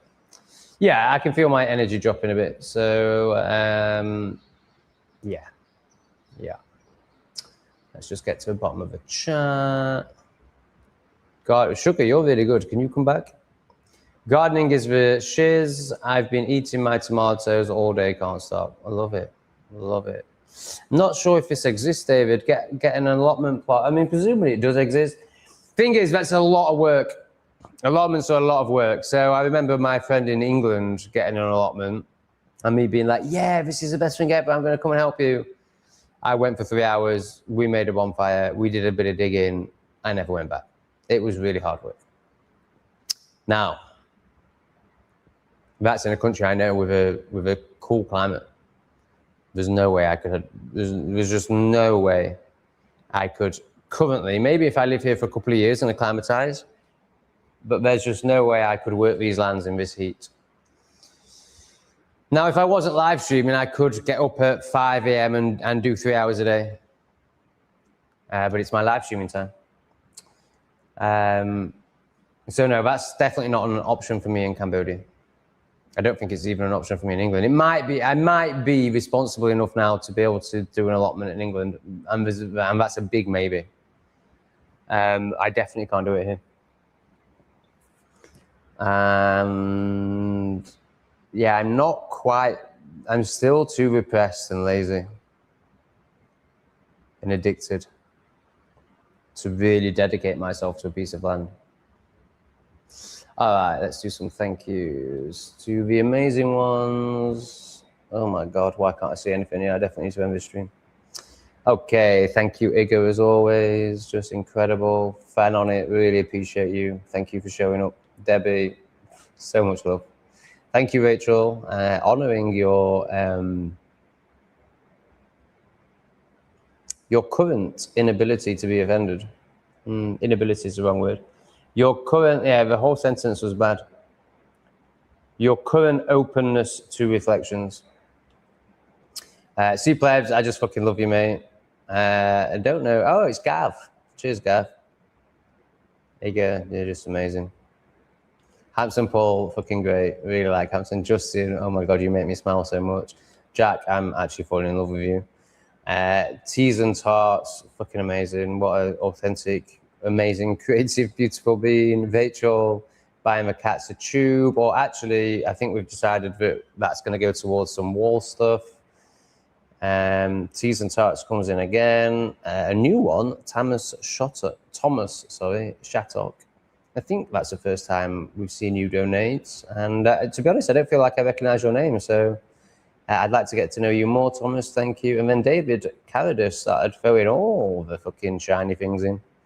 So thank you for that, David. And yeah, I love you all very much. Thank you for helping support me through my process.